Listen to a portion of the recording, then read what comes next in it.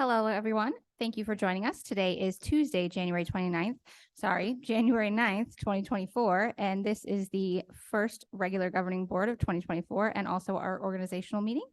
We will call this meeting to order. First item on the agenda is the Pledge of Allegiance. If you could please stand and join us. I pledge allegiance to the flag of the United States of America and to the republic for which it stands, one nation, under God, indivisible, with liberty and justice for all. Next, we will take a moment of silent reflection.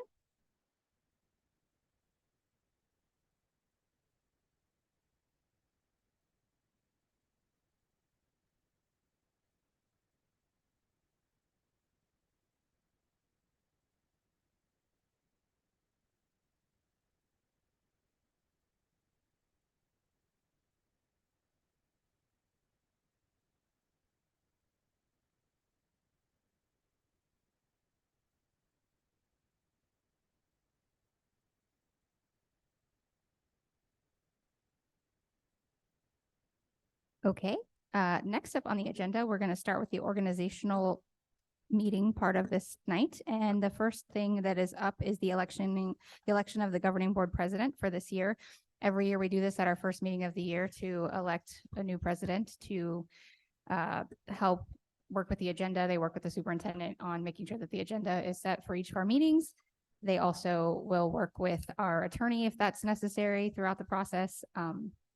I haven't had to do this part as the president before, but I guess I can just open the floor if anybody wants to start the conversation on that. Not it. I'll start if that's okay. That's fine. I nominate Ryan. No, I'm just kidding, Ryan. I wouldn't do that to you. I wouldn't do that to you. I will say, having served as the governing board president for several years earlier in my board service, I understand that can be an administrative burden. It can be some additional responsibilities, but I appreciate the job that Melissa has done over the last year, and she seemingly enjoys it, which no one really understands but her. But anyway, so with her acceptance, I will nominate Melissa once again for governing board president for 2024. I will second.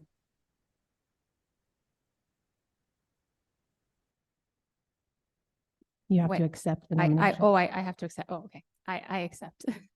Okay, so I will move to nominate then, I guess, or approve Melissa as governing board president for 2024. I think that's right. I will second. Okay, having a first and a second, I'll call for the vote. Mr. Owens? Yay. Ms. Clymer? Yay. Ms. Moran? Yay. I'm a yay. I was going to joke, but I didn't want to do that to you guys, so. Okay, well then we are going to move on to the next thing, which is the governing board president oath of office, which I just read this, right? I've only done it one time. Okay, so for this, I have to take the oath of office as president, and so I'm going to read this statement they have in front of me. I, Melissa Zeidema, do solemnly swear that I will support the Constitution of the United States and the Constitution and laws of the state of Arizona, that I will bear true faith and allegiance to the same and defend them against all enemies, foreign and domestic, and that I will faithfully and impartially discharge the duties of the office of president of the Litchfield Elementary School District Governing Board according to the best of my abilities, so help me God. Thank you, Melissa, for your service. We sincerely appreciate it. Thank you. With that, we're done with that part of the agenda. We will move on to the next items, which are we've got the annual organizational action items. First up is the resolution authorizing the execution of warrants between board meetings.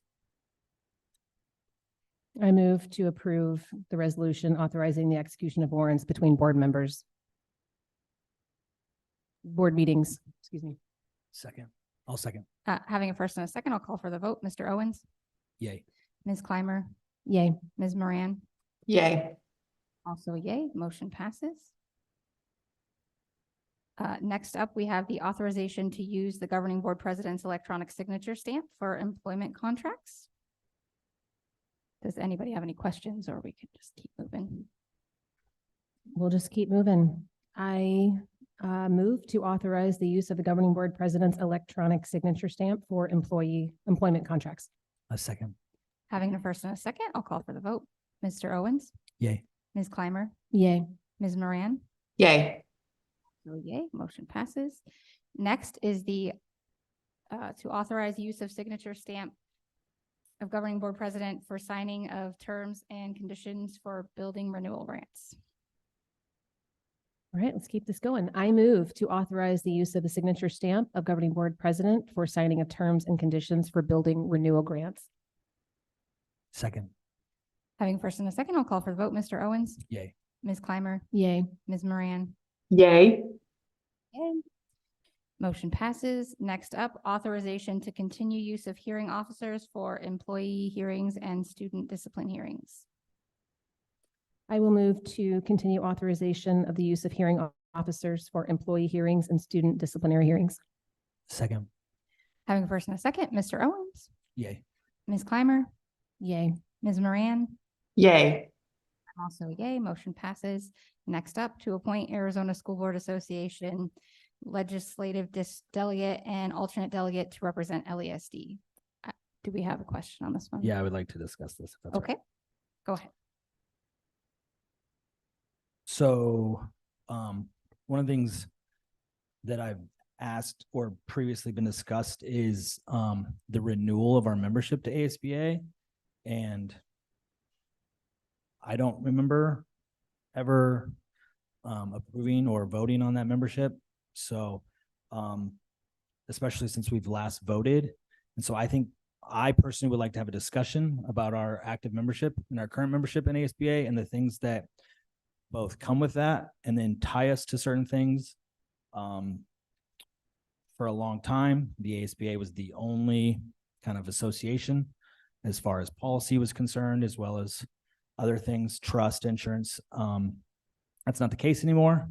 So I believe that it would be appropriate for us to look into alternative avenues other than the ASBA. And so I think it's premature to vote on a delegate without us first. And I think the ASBA and maybe the trust also needs to come and present to us what they offer and how maybe they're different from some of the alternatives out there that now exist. So I also am still would like to see, because correct me if I'm wrong, I've never seen on a school board agenda where we authorize the funds to pay for ASBA membership in the year that I've been here. And so every other consent agenda item or any money spent has always been approved and positioned in our agenda, and that's one that's been missing. So yeah, it's kind of where I stand on that. Ms. Clymer. Yeah, I believe that the membership funds are done on an annual basis, and it is in, I don't remember where it is now, and potentially we can ask him to do some research on that from previous years. I remember it being in a consent agenda, and it's amongst the association memberships for various like administrators and things like that in the district. I don't remember the last time that we saw that. So I think that's a good point. We can look to see how that is approved. I will say I'm fine tabling this conversation for now.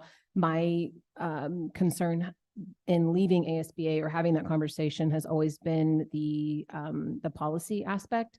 To Ryan's point, we have options now that we didn't have in the past. And I know I'm interested in hearing what those are, but I'm not interested in leaving without having something else in its place, because we do rely on that so heavily. And I'd like to, whether it's a presentation or have some information that they can provide, whether it's the trust or someone else, another association, that can help us with that. We don't have the bandwidth or the people internally to do that for us. So as long as we can find someone to cover that, I'm absolutely fine having that conversation. Ms. Moran. I agree.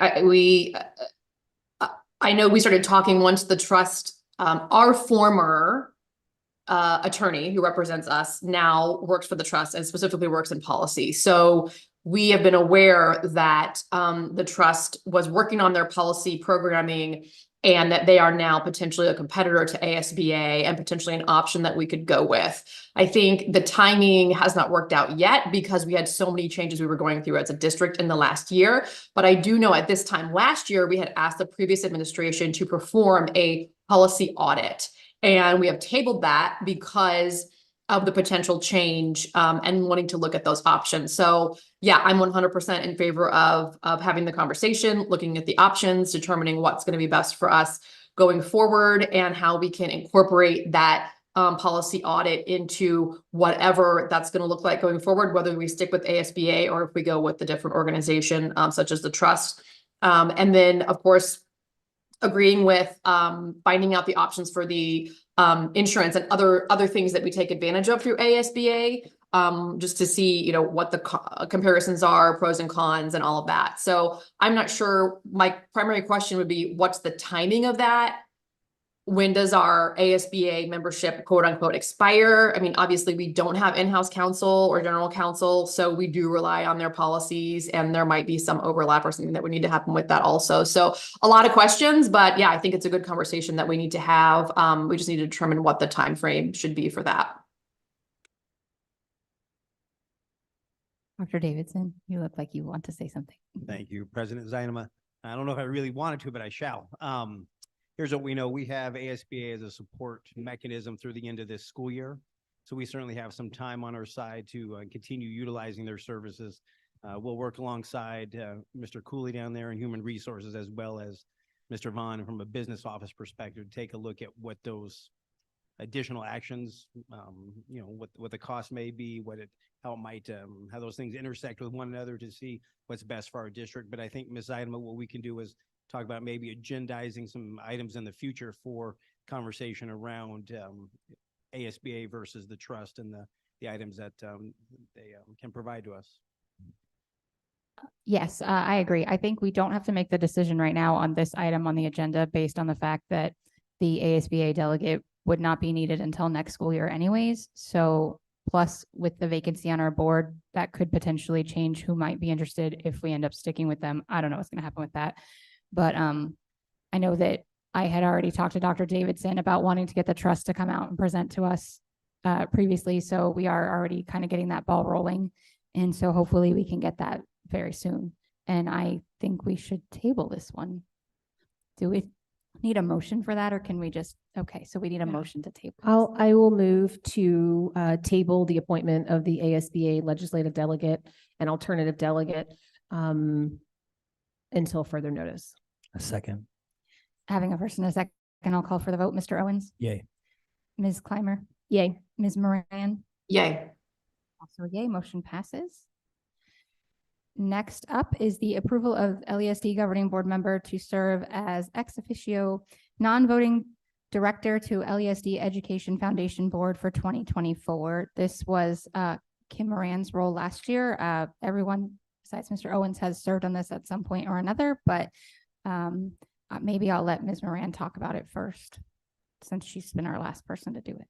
Yeah, I mean, the foundation, the educational foundation, their primary purpose at this point is to raise funds that we can use to support folks in the district. So it's a separate not-for-profit organization. They have a separate board that runs their governance. And it consists of all volunteers. No one's paid on that board. And historically, the primary method of fundraising has been a golf tournament. And that is scheduled to happen again in 2024. And then the primary usage of those funds is the Pride Awards, which are awards that go out to our teachers and one classified and one certified staff at each campus, and also multiple department heads, not department heads, but people in different departments at the district office. So we give those awards at the end of the school year.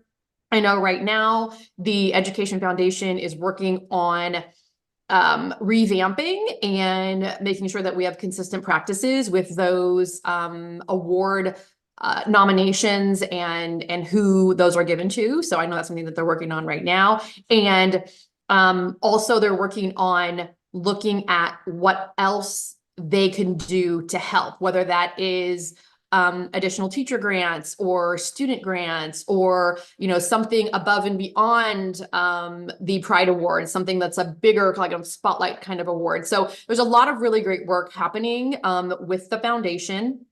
And I was treasurer for that foundation before I served on this board.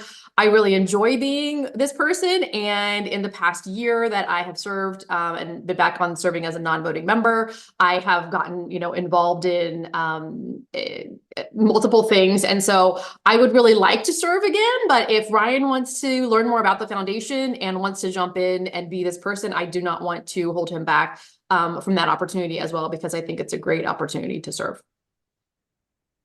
Okay, Yeah. Mr. Owens? No, I appreciate that. I know that Board Member Moran just served and President Zeidema served the year before as the last long drive winner of the golf tournament. I'm going to nominate Board Member Clymer. Just a little flex there. Okay. Do you want to do it or are we?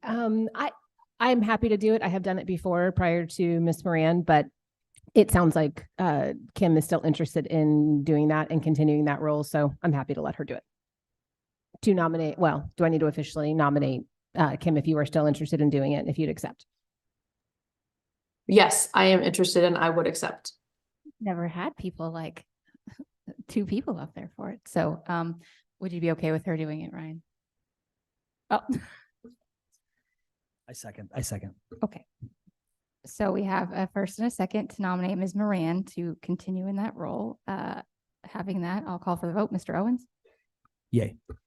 Ms. Clymer? Yay. Ms. Moran? Yay. I'm also a yay. Motion passes. I'm excited to have that keep going. And next, we're going to move on to the regular stuff for our meeting. We're going to start with recognitions and celebrations. This is going to be done by Executive Director Nuanez.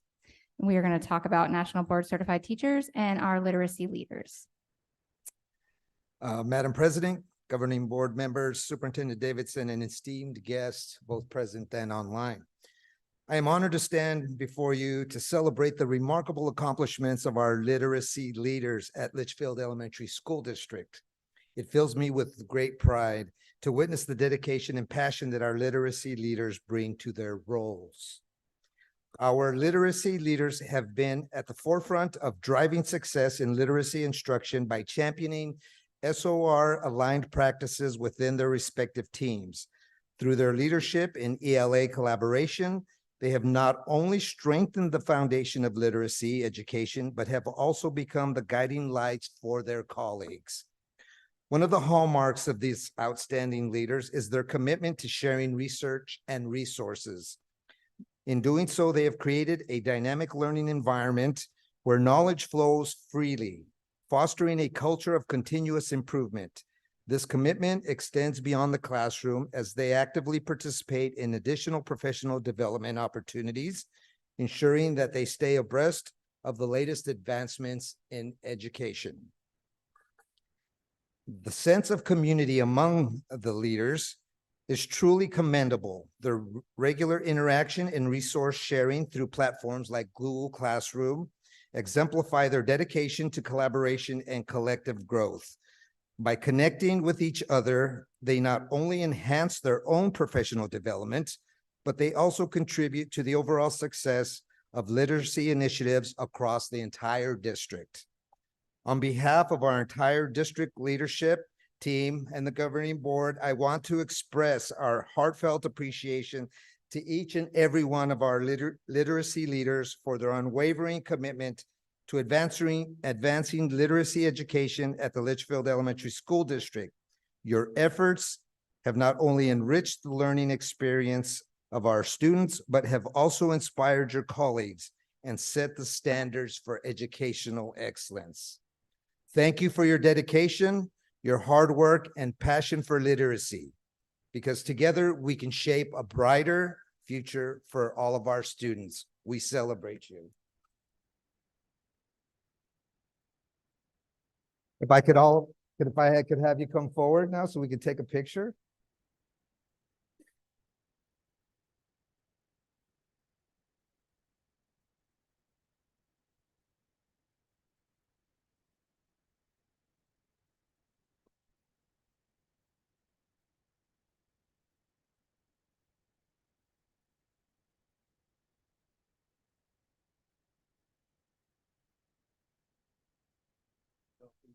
Okay. Yeah.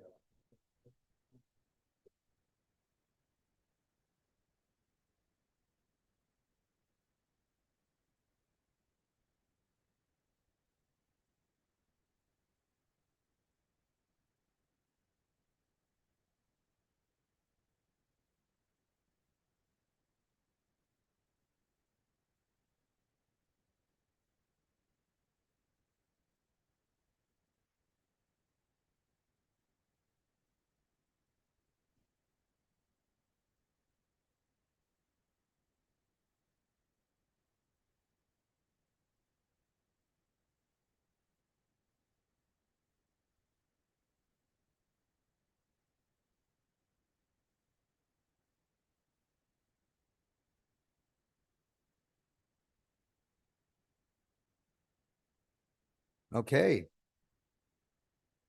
Once again, thank you all for coming. We are extremely proud of all the accomplishments that you guys, as a team collectively have achieved.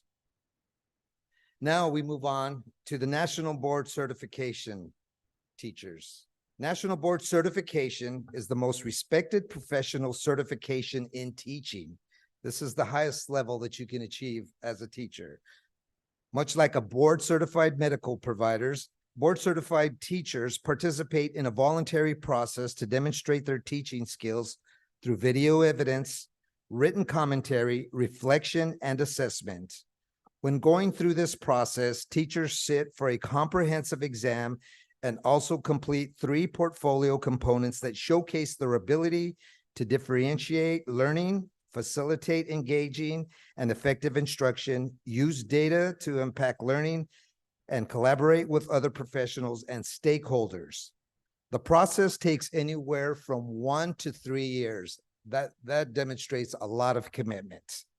Once certified, MBCTs renew their certificate every 5 years to demonstrate their continued professional growth and accomplishments in their field. Now, I just learned a little tidbit tonight as I was greeting them, and 5 years ago, we had 0 candidates in NBCT. As we stand here today, Litchfield Elementary School District now has the largest cohort of MBCTs in the entire state of Arizona. That is great, and we applaud you.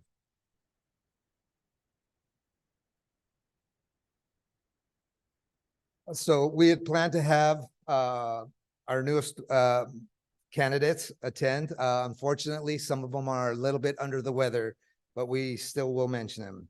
Verado Elementary School, Sarah Byer, 5th grade writing teacher. Palm Valley Elementary, Tiffany Hill, 4th grade teacher. Palm Valley Elementary, Linda Aguilar, resource teacher. Yay. And Palm Valley, really bringing it to the house tonight at Palm Valley, Kelly Jordan, PE teacher, who is a maintenance certificate. We also had 2 certify who are no longer currently in the district, but have expressed interest and are eager to return. We have Stephanie Menges, who was formerly at Verado Heritage. She has moved out of state, and we hope to see her soon as hopefully she will return. And Abby Muras, formerly at VES and Palm Valley. We're hopefully for her return as her young children get a little bit older. So once again, let us celebrate our MBCTs.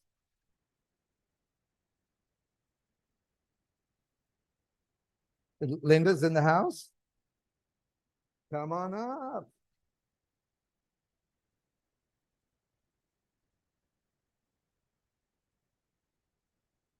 Come on, Allison.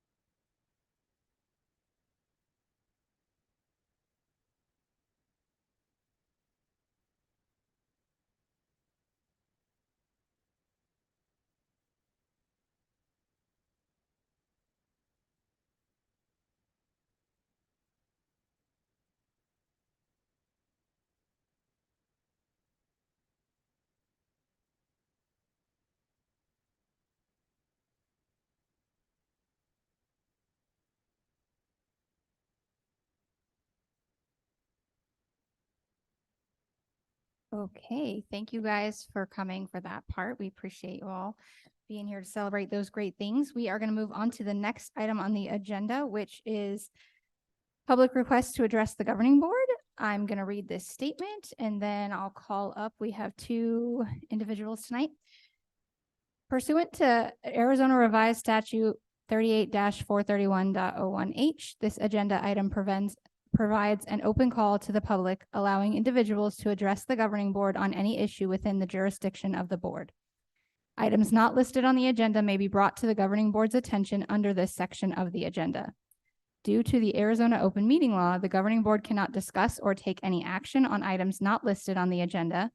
Therefore, pursuant to ARS 38-431.01H, response to public comment about matters not appearing on the agenda will be limited to individual board members who may ask staff to study the matter, respond to any criticism, or ask that the matter be put on a future agenda for further consideration and decision at a later date.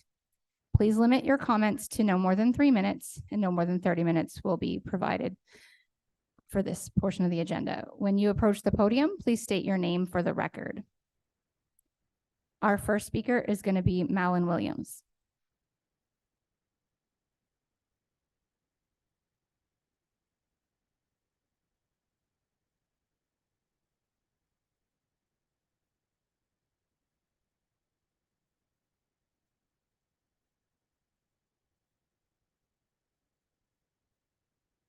Push the yeah. Please make sure we push the button so we can hear you.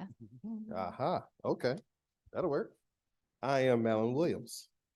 Good evening, board members and community. My name is Malin Williams, former Director of Transportation for Litchfield Elementary School District. I want to start off by saying everyone always asks you, how do you feel about Litchfield? We're going to put that to the side for a second.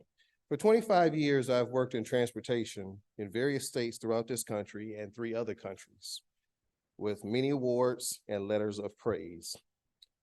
And within 84 school days, which I've only missed 2 working days, 13 plus hours a day coming in on Saturdays and Sundays, 4 days before my birthday, 6 days before Christmas, my mid-year review said otherwise, and that my services would not be needed for next school year. Really a holiday killer and birthday killer, especially when you sold your house and moved 2,000 miles away. Dr. Davidson, I thought you was a real cool dude from the first moment I met you. Was excited to work with you. This being our inaugural year, I knew that we had exciting things to do and I was looking forward to being a part of that. Unfortunately, I will not. Transportation is a hard business. It is very rough, has many variables in it. Sometimes you fail, sometimes you struggle. This transportation department will fail. This transportation department will fail. Almost said a bad word there, sorry. It'll mess up, but it is okay and we can always correct ourselves and be better human beings. With this being a military town, myself included, we use the words of honor, duty, loyalty, respect, self-service. But are we really using those words? Because as of late, it looks like we're using deceit and evil intentions and hitting agendas. Dr. Davidson, even Jesus had Judas. I am the second African-American director in a row to resign for personal reasons. And we'll just leave it at personal reasons. As I stated in the beginning, how do I feel about Litchfield Elementary School District? That is not the question. That is not the most important question. The most important question is, how did Litchfield Elementary School District feel about me? May God bless you. May heaven smile upon you. And I wish you great success.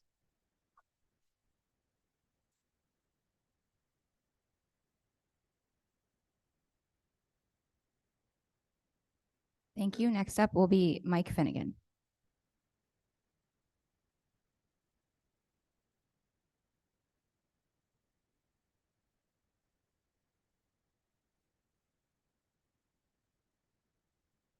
Hello, everyone. Happy New Year. What is the goal of public education? We need to keep coming back and answering that question.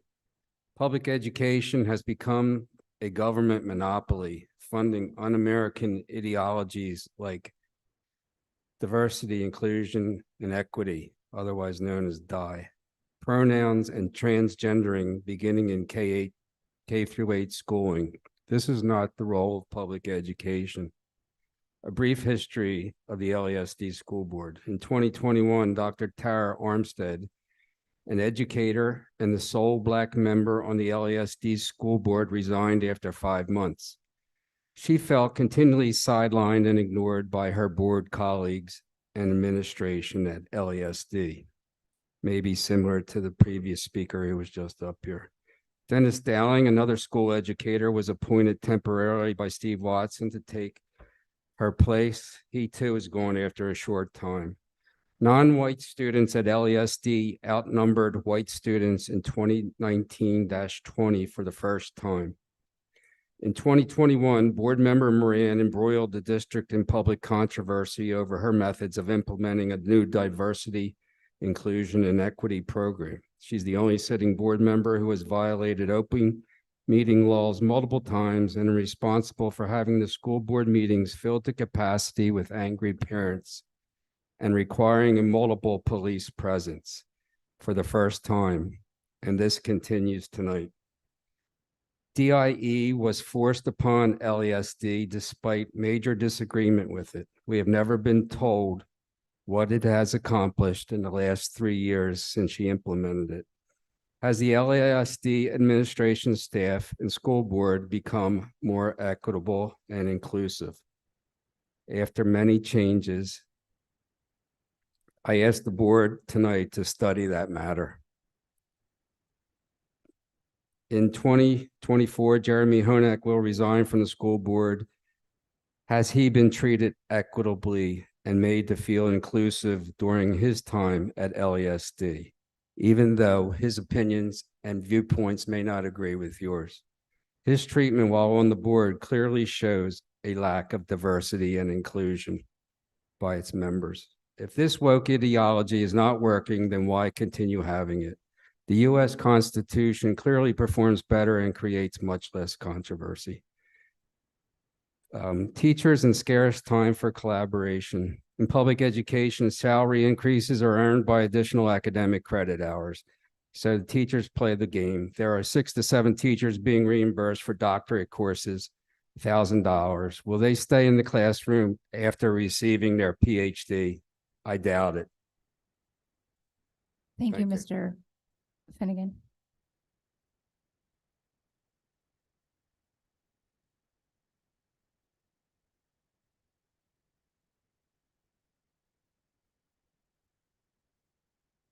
Next, we are going to move on to the next section of the agenda, adoption of agenda and consideration of the consent agenda. I'll go through and see if anybody has any items they'd like to pull off for questions or further conversation. Mr. Owens, I have no items to discuss or pull off. Thanks. Ms. Clymer, I don't have any items to pull off. Thank you. Ms. Moran, Yes, I would like to remove item 8.9, the additional stipend requests recommended for approval for additional discussion. I am also going to take this opportunity to comment on items 8.16 and 8.17, which is an art grant and a feminine products grant. I just want to say that I'm glad to see that we're applying for these grants, and hopefully these are granted and that we're able to use these funds to benefit our students. So I appreciate the work of our new grant specialist, and I'm happy to see that that work is already coming to fruition. I was going to ask for the same thing to be pulled off. So if somebody wants to make a motion to approve consent minus 8.9. I move to approve the consent agenda minus 8.9. I will second. Having a first and a second, I'll call for the vote. Mr. Owens? Yay. Ms. Yay. Clymer? Yay. Ms. Moran? Yay. I am also a yay. We will move on now then to item 8.9, which is the additional stipend requests. Ms. Moran, you can start that. Yeah, so my question basically is I'd like to get more information on what the parent involvement coordinator is. I'd like to know, what the goal and the aim for this position is and what the qualifications are to fill this position, who we anticipate filling this at different campuses, and if this is an existing position that's currently being stipend or if this is something new. Thank you, Board Member Moran. This is Jennifer Benjamin, and I am glad that you asked this question. So I did a little bit of research today to find out a little bit of background information because this was also new to me. It is a Title I funding grant, and it is something that we've had in our district for quite some time. Parent involvement is required by Title I, and so it's actually out of the Title I grant in our set-asides, and we currently have 5 schools that utilize the parent involvement coordinator. It's a teacher who helps to create literacy nights or math nights, parent engagement nights. It might be a make and take to learn about literacy, anything that helps the parents get into the door in the evenings at those Title I schools. Okay, so historically, we've had this position and it was just something that was in the initial longer list of things that we approve at one point in time, but for some reason it was left off and it's just being asked to be a special approval at this point.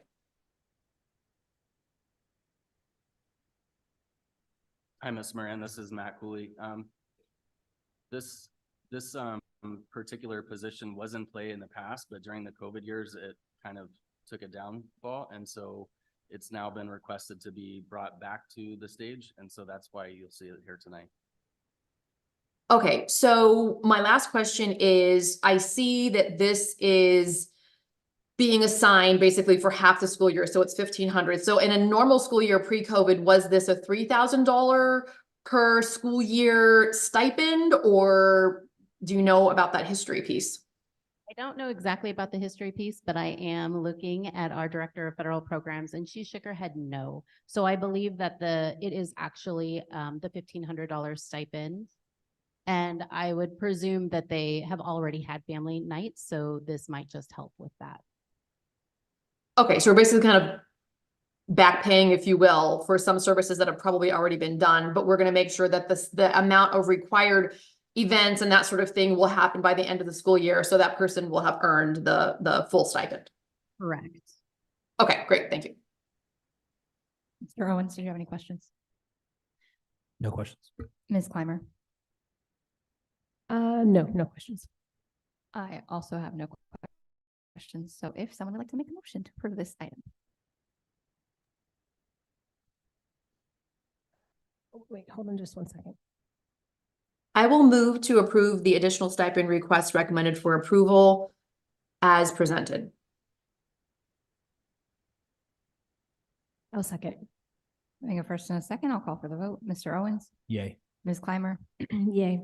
Ms. Moran? Yay. Yay, motion passes.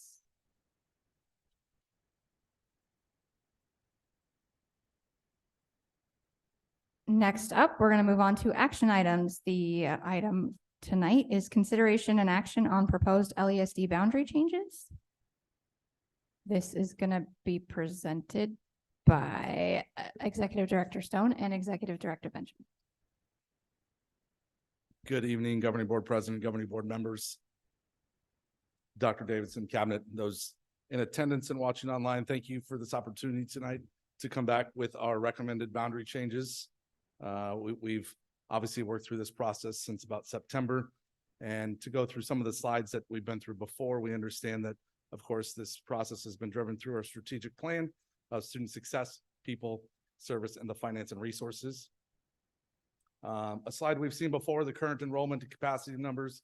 Of course, those are aligned with the day we started these presentations, so they could be up or plus or minus a few kids here or there. But that is currently where we are. Of course, the current boundaries that we started with, that we live in today. And then to support what we've gone through so far, the recommendation from Cabinet is to accept the boundary changes as proposed, allowing for the phased-in approach to minimize overall student disruption, along with recommending School 17 to align with a K-8 grade level configuration. We put that forth so you can think about that as we go through some of the slides. One thing we wanted to note in the prior study session was there was some combination of students in these counts. that the numbers will look different tonight than they did then. The projected enrollment included open enrollment students, and then those that were in boundary out of district, open enrollment kids were added in a second time. And so we had to correct that. So this slide represents the correct number minus 644 is what the additional ones were. So there was a slight difference in projected capacities for those schools. This is what it would be with the phased-in approach that we worked through on the study session. Of course, these maps then support what those recommendations are for the elementary, and then of course the middle schools, and of course the K-8s. And here are the pieces that go with that. Once again, align with what we talked about at the study session. We know the magnet school approach would not begin until school year 25-26.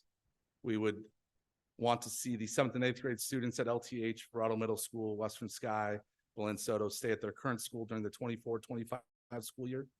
Palm Valley would house 6th grade, so not turning into a K-8 overnight. It would just start at 6th grade and continue to roll in 7th grade in the following year, and then the final transition in that 3rd year of adding 8th grade. And then, of course, the 6th grade students from Dreaming Summit, they would move to Western Sky, but the 7th and 8th graders, as we led with, would stay at LTH, and then the Barbara Roby 6th graders would go to Wigwam Creek, and then all other moves would be made starting the 24-25 school year. Of course, the timeline, this is important as we need to make appropriate changes to put things in place with that phased-in approach. Starts with the approval, and then of course collaboration with our principals, our facilities director, Mr. Ensign, and then we would then dive in with our vendors to get quotes on what those needed work is. We have a communication plan built already, depending on today's vote. And then our HR and business finance team would work through staffing changes, and then transportation would start to build out the new routes with the new software. And that lands us on the recommendation. So we stand for questions. Mr. Owens, did you have any questions?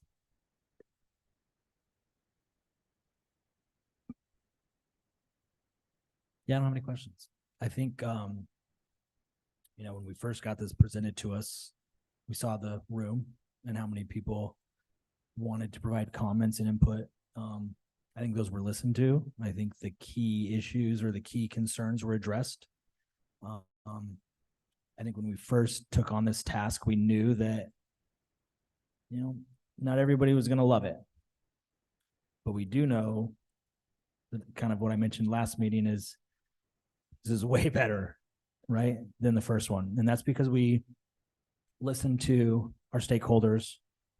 And honestly, I think you two, along with your sports staff and everything like that, really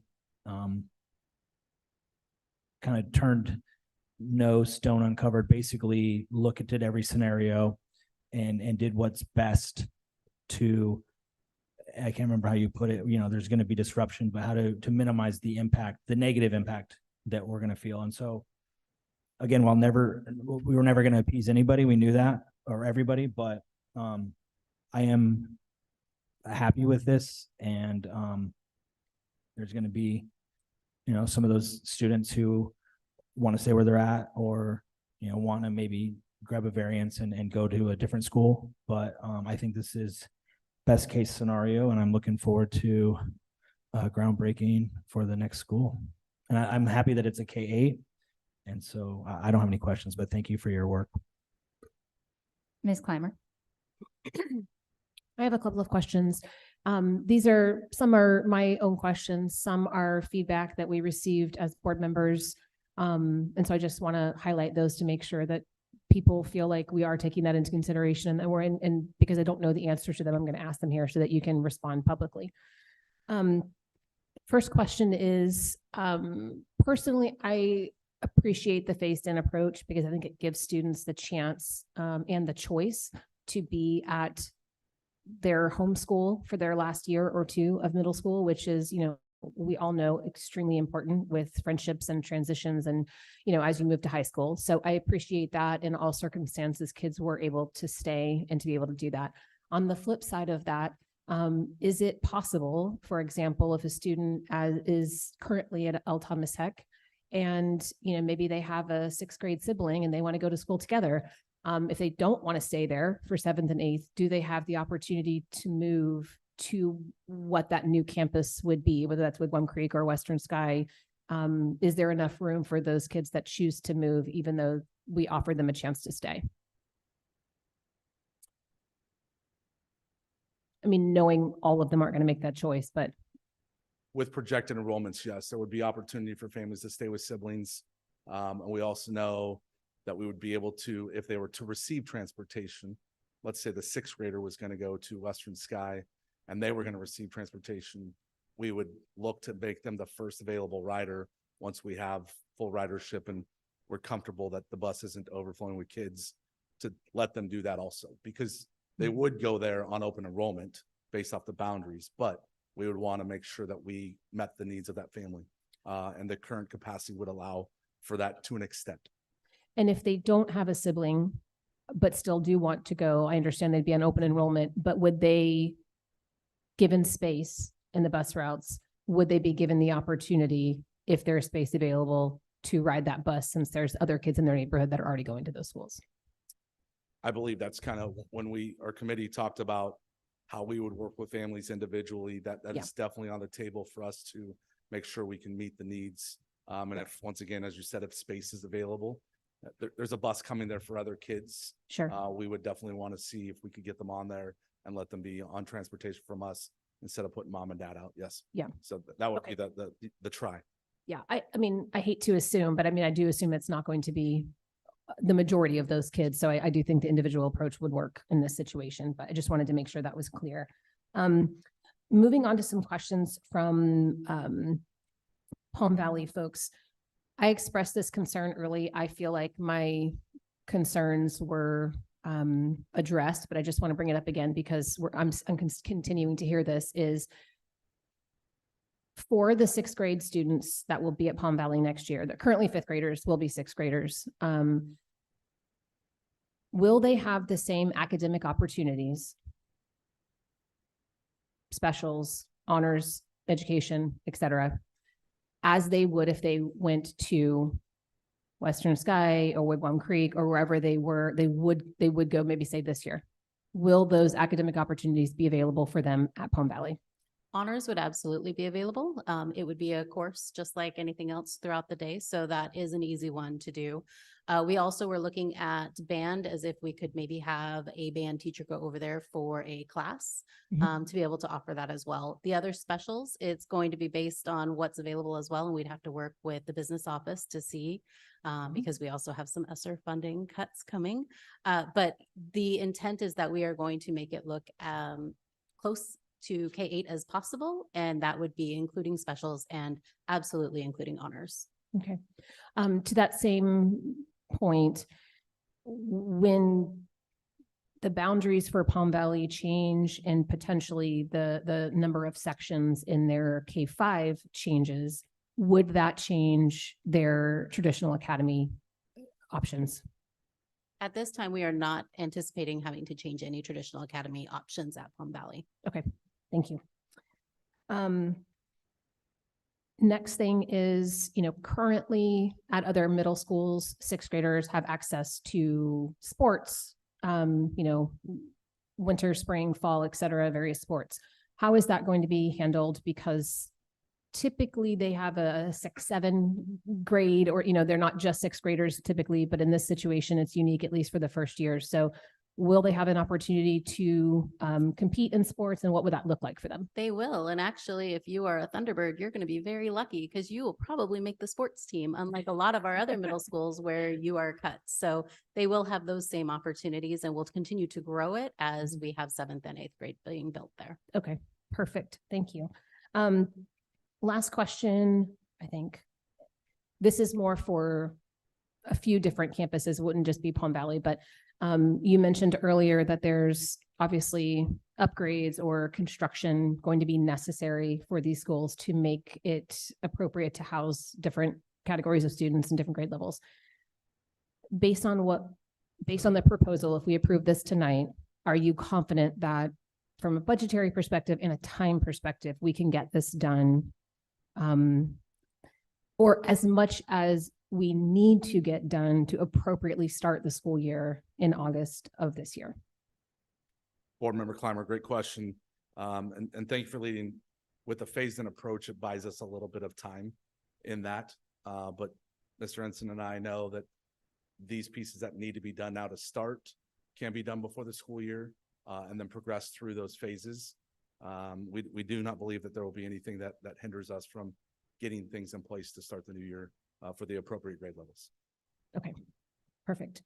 Again, I know that we've gone through some of these questions before, but I just want to address these very plainly for folks that have still, written in and have those concerns, because I feel like in our conversations, both here in the meeting and, in other reporting that we've had, I feel confident that this is exactly what's going to happen. But I do want to understand that parents that are having a different choice, now than they thought they would have earlier in the school year, just want to know plainly what's going to happen. So I appreciate that.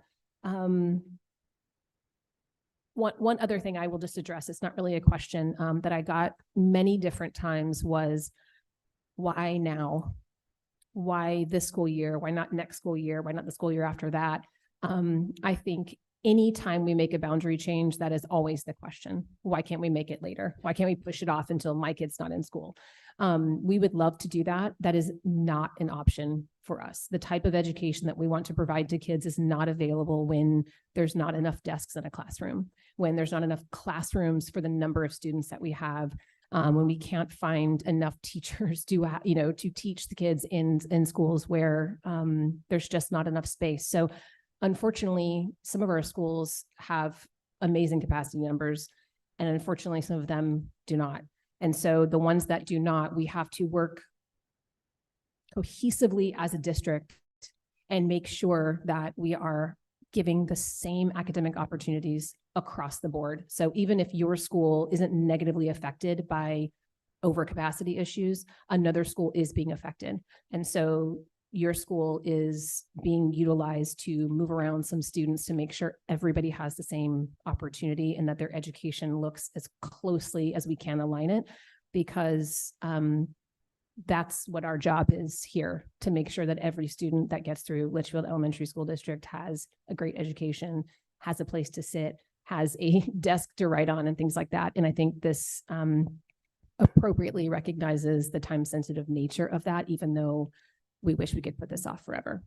So anyway, with that, I yield. Thank you. Ms. Moran? Yes, I would like to echo my appreciation for the impactful but not disruptive phased in approach and overall approach to this process.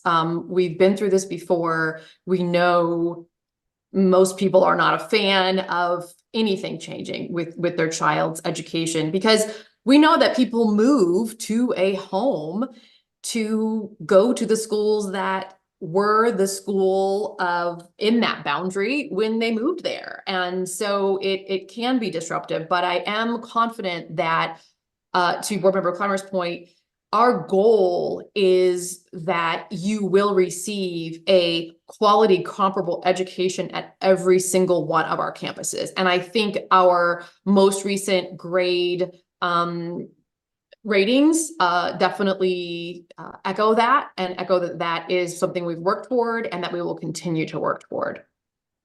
My primary concern, I like overall where we ended up. I will also echo that I appreciate that the feedback provided by the committee, by the board, by families was taken into consideration, and that we slowed our roll a little bit with some of these changes. And initially, we kind of went for the biggest changes possible. And now we've kind of pulled that back a little bit and said, okay, what can we do that still is reasonable? I think the two things that I still have questions about that are not really related to the approval of this particular, these recommendations tonight, but the two things that I want us to continue the conversation about is of course, what that magnet school is going to look like. I know that's on the list of to-dos and figuring out what that's going to look like to service our students the best, and work with the rest of our education philosophy. And I'm hoping that some of the Litchfield learner information and the strategic planning that we're going to be doing might feed into that process. So I look forward to seeing how that all that evolves. But the second thing that I feel has not been fully addressed because we slowed down this process a little bit is the lowest capacity campuses. I feel like there is still some change that needs to be made, whether that's in 1, 2, or 3 years, but I want us to continue that conversation as part of our fiscal responsibility, because we do have overhead and we have certain amounts that have to be spent at each campus that we're operating. And we know cuts are coming because of the ESSER cuts and other things. I'm hopeful with Governor Hobbs' message yesterday that perhaps we will get some funding for teachers, which would be fantastic. But we know that historically, long-term, that has not been the case. So I want us to be really mindful of any of our campuses that are running at lower capacity and how we could be more efficient as a district. That obviously would not entail a full boundary analysis like this, but might impact 2 or 3, or maybe even 4 schools in a particular pocket. So I don't know. My question really with that then is, what would be an appropriate time frame to come back and revisit where we are from a capacity standpoint? And I don't know if Michael Vaughn would be the person to discuss this from a financial standpoint, or if Executive Director Stone or Executive Director Benjamin would be better to address that question.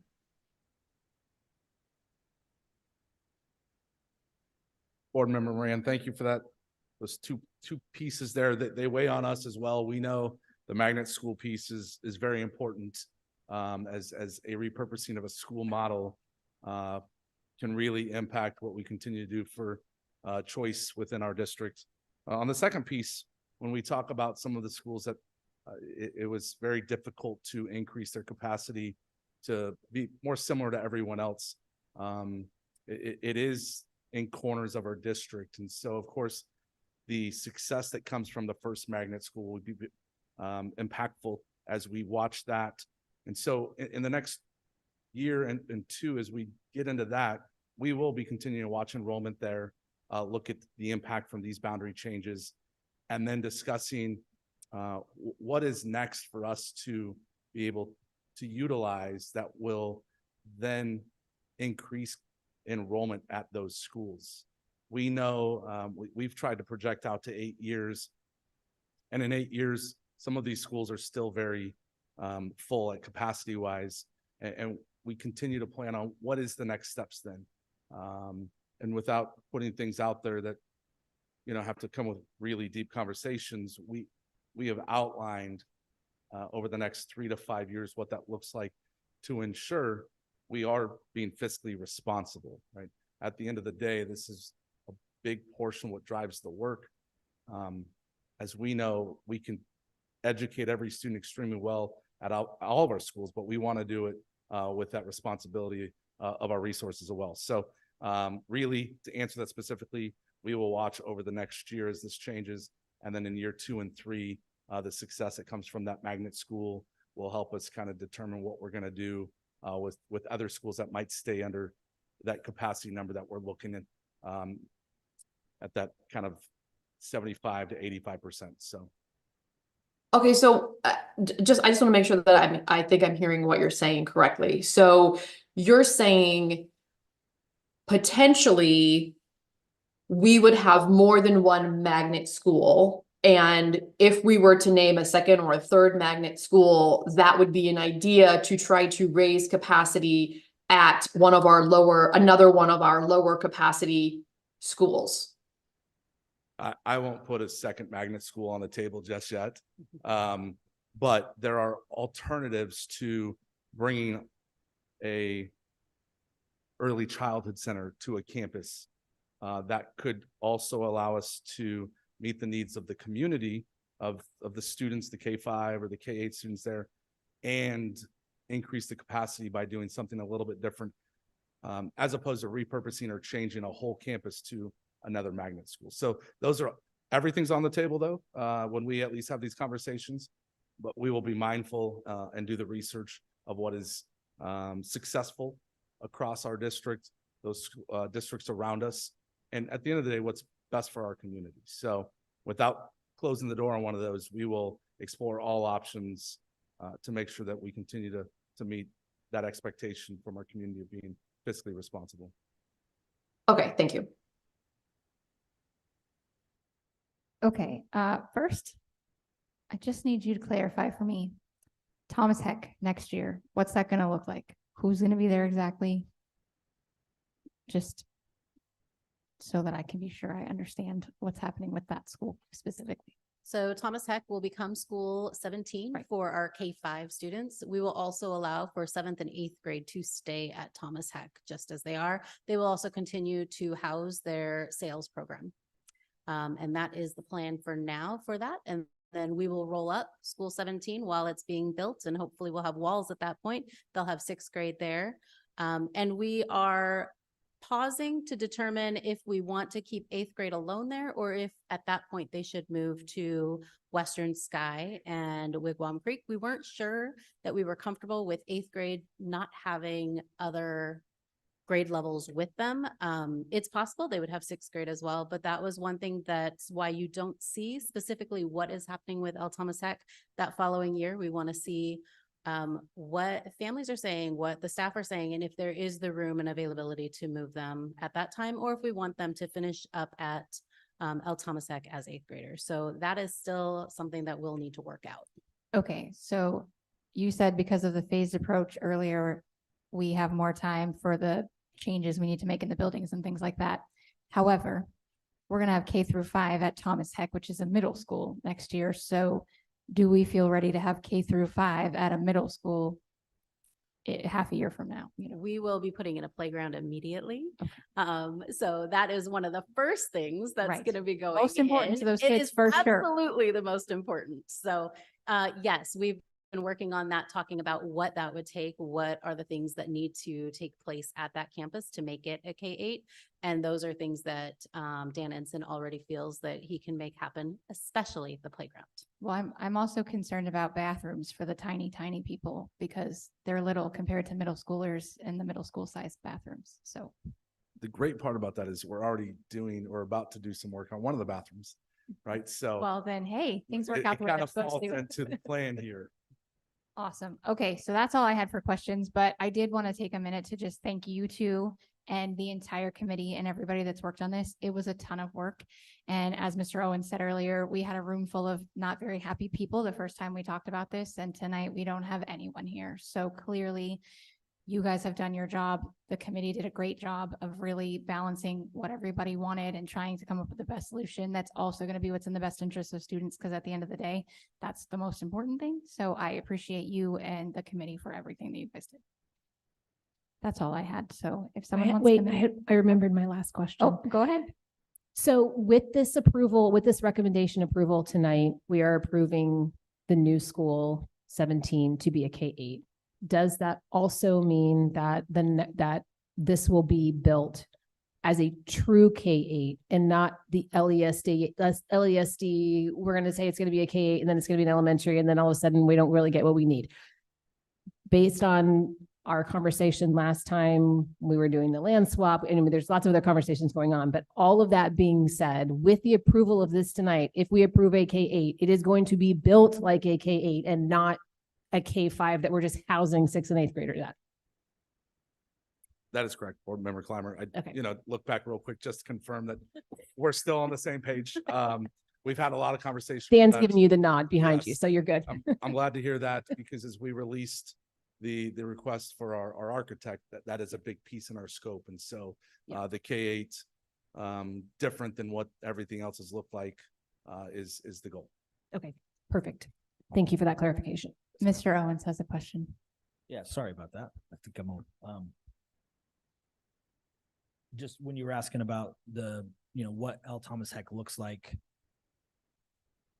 the administration on the campus of El Thomas Heck, will there be two administrations or will, right? I mean, because you've got 7th and 8th graders, are they gonna have a separate administration from the 17? And then is it gonna stay with that? So there's just 8th graders with administration, and how does that look? We've been talking through that and there is nothing that is definitive. However, what our plan has been is that we will have a principal, and we also feel that an AP is necessary and needed so that they know those students and can help support. So the plan is that it will be a principal and an assistant principal. Mr. Owens, and just to clarify, as I've heard that term being used tonight around stewardship, that includes our human capital. So we'll make certain that the people that are impacted throughout this process have secure jobs that are appropriate, no matter what, but also that the staff members, the administrative team at that campus can do the job that's needed to get done with those changing grade levels. Can I ask Okay, one thank you. more question? Go ahead. What is going to be the timeline for updating the board on this implementation? Obviously, there are different things that are happening over different years. There are things that need to happen, before the start of the next school year. So would you anticipate the board would get an update quarterly, every 6 months? And how would that be communicated? Do you think it would be appropriate to come back and do a presentation on where we are in this process, as far as not only updating the board, but also the parents and everyone who, has these concerns? Or do you anticipate doing that in Friday updates? Or I just want to know what the communication is going to be going forward and how often you anticipate that will be, so that we can keep progress of all of these moving parts. Board Member Moran, we have outlined a school boundary communications plan that has multi-tiered objectives here. First, we're going to define the goals to ensure that the parents and the staff are well informed about the reasons behind the boundary changes and the anticipated impacts on the students and the timelines for implementation. Also included in this plan, we will be identifying the key stakeholders, including the parents, teachers, administrative staff, and members, and we will be tailoring message for each of these specific targeted audiences. These key messages, we want to make sure that they are clear and they're concise. They highlight the reasons that we're continually explaining what the reasons why we're doing it, and how they will benefit the students and the district as a whole. We will be utilizing all of our communication channels from the district website. We will be creating adding to our existing boundary pages where people can go to the website and see the current changes that will be happening at the time. We will be utilizing regular newsletters. We will be using Parent Square social media platforms. And if need be, we potentially would be able to hold any additional in-person meetings for updates as well. With these communications, we will also be establishing the timelines and so that we are collaborating with the construction crew in our facilities to make sure that we're hitting those messages at the right times and giving people advance notices before any of these implementations take place. Part of that also too is as we listen and we monitor our communications as we move forward, we will be taking the data and any kind of feedback we are getting and create a frequently asked questions also as well, so that we can help our community understand what we are doing and when we are doing it. Ms. Moran, this is Dr. Davidson as well. Just wanted to add that one of the things that I feel is important from a communication standpoint is working alongside our community as we utilize our bond dollars. So we'll have systematic conversations here with our governing board around how we are using our bond money to include the new school and then the projects associated with that. So that's something we'll see periodically throughout the year. Okay, thank you for that. I do appreciate the communication to the parents and the families. That's obviously going to be really critical to make sure that everyone knows what's happening on a timely basis, especially with the changes that are being implemented for this coming fall, and that school year. And I do appreciate that we will get an update on the bond for the new school. I guess I'm just curious as to the administration's communication with the board specifically, and keeping us updated, on the progress, or when, we're going to run into some hurdles, no doubt about it. We always do. So, I guess I'll just see how this goes. I feel like there should be some sort of formal process update at some point. I don't know what's appropriate, if that's 3 months from now, 6 months from now. But I don't feel like this should be the final presentation that we get about these boundary changes. They impact too many people, I think, for that. So do with that as you will. I don't have a specific request or a specific item to add to the agenda. I just want to make sure that we are continuing to have open dialogue about this process, and that we use it to learn for future changes that we go through as well. Thank you, Member Moran. One of the things that we will make sure to do for sure is update you on our Friday updates with just the happenings and the logistics about the changes that are happening on those campuses, and being prepared to open next school year with all of our changes. The other piece is that I do think that it would be a great idea to bring this back to the board towards the end of the school year, just making sure that we're ready and prepared, and being able to show you exactly what we have done and what still needs to be accomplished over the summer to make sure that we are ready to open and that the boundary changes have taken place. That sounds fabulous. Thank you. Okay, if there are no further questions, I will entertain a motion. I move to approve the proposed LESD boundary changes as presented. I will second. Having a first and a second, I'll call for the vote. Mr. Owens? Yay. Ms. Clymer? Yay. Ms. Moran? Yay. I am also a yay. Motion passes. Okay, check that off the list. Alrighty, now we are going to move on to discussion items.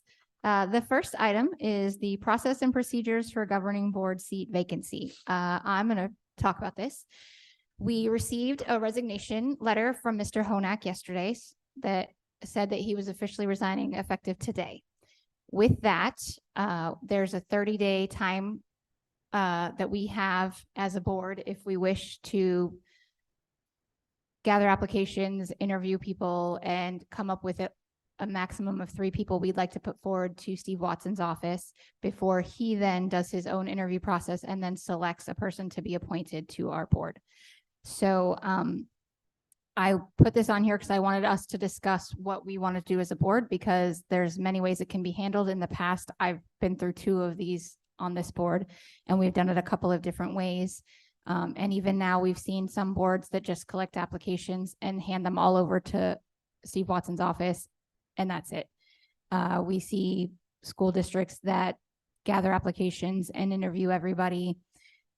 We have interviewed people through executive session. I do not recommend we do that, as Mr. Watson's office said that they frown upon that. So I do not think that that should be, if we do move forward with talking to people, I think we should do it in a public forum. So I just kind of brought this to everybody's attention so that we can talk about that, and also to let the community know we do have an opening on our board now. We are going to have information up on the website very soon so that people who are interested in applying can do so. The term for whoever does end up getting appointed is only going to be to the end of this school year, as there is an election in November. And when that election happens, we will actually be electing 3 board positions for the 25 to 29. Melissa, Yes. you said school year, you meant calendar. I'm sorry, calendar year. I mean calendar year. Sorry. So yes, the end of this calendar year, because there will be an election in November, and we will be electing 3 board members at that time. So I kind of just wanted to put that out there to the board to see what our board wants to do in regards to this situation. Mr. Owens? Being that I am the newest board member and you have all had this conversation previously. I respectfully request to comment after discussion, if that's okay. Sure. Ms. Clymer? Sure. As you mentioned, I've done this a couple of times just in my years of service, and during COVID or just thereafter, we did do an executive session because we did everything online. I agree. I wouldn't recommend that. It was just very difficult to have that interaction being online and all of that kind of stuff. Obviously we don't have that issue anymore. We've also done the public forum, which I liked. The last time we had one, Steve Watson and a member of his team actually came and joined us, which I thought was nice. So he got to hear firsthand. It's a good way for people in our community to hear and see people that are interested in this job be able to talk. I have no problem doing that. My one caveat to that is I would like to know from the superintendent's office themselves whether that is helpful for them with information or whether it's not. If it is not helpful, that's not the right word. If it doesn't have any bearing on their decision making, then I suggest we pass. Our time is precious, our administrators' time is precious, and so are the people that are going to be applying for this job. And if it's just multiple rounds of interviews for the same thing, I don't think that's worth our time. If it's helpful and Mr. Watson and his team find that information useful and all of that, I say go for it. I love having more interaction with our community. Our community came last time and submitted questions and really got to engage. And I thought that was an awesome way to do it. I just think it's only worthwhile if it's actually helpful for their selection process. So I will share, I spoke with the person we would be working with about this morning, and I mentioned that might be a concern. And basically what he told me is that obviously we have our 30 days. So we'll open the applications up on our end through the district website everywhere. We want to, let everyone know every which way that they can apply, and they apply through us. People can, if they are not comfortable applying with us, reach out to Watson's office directly to apply through him.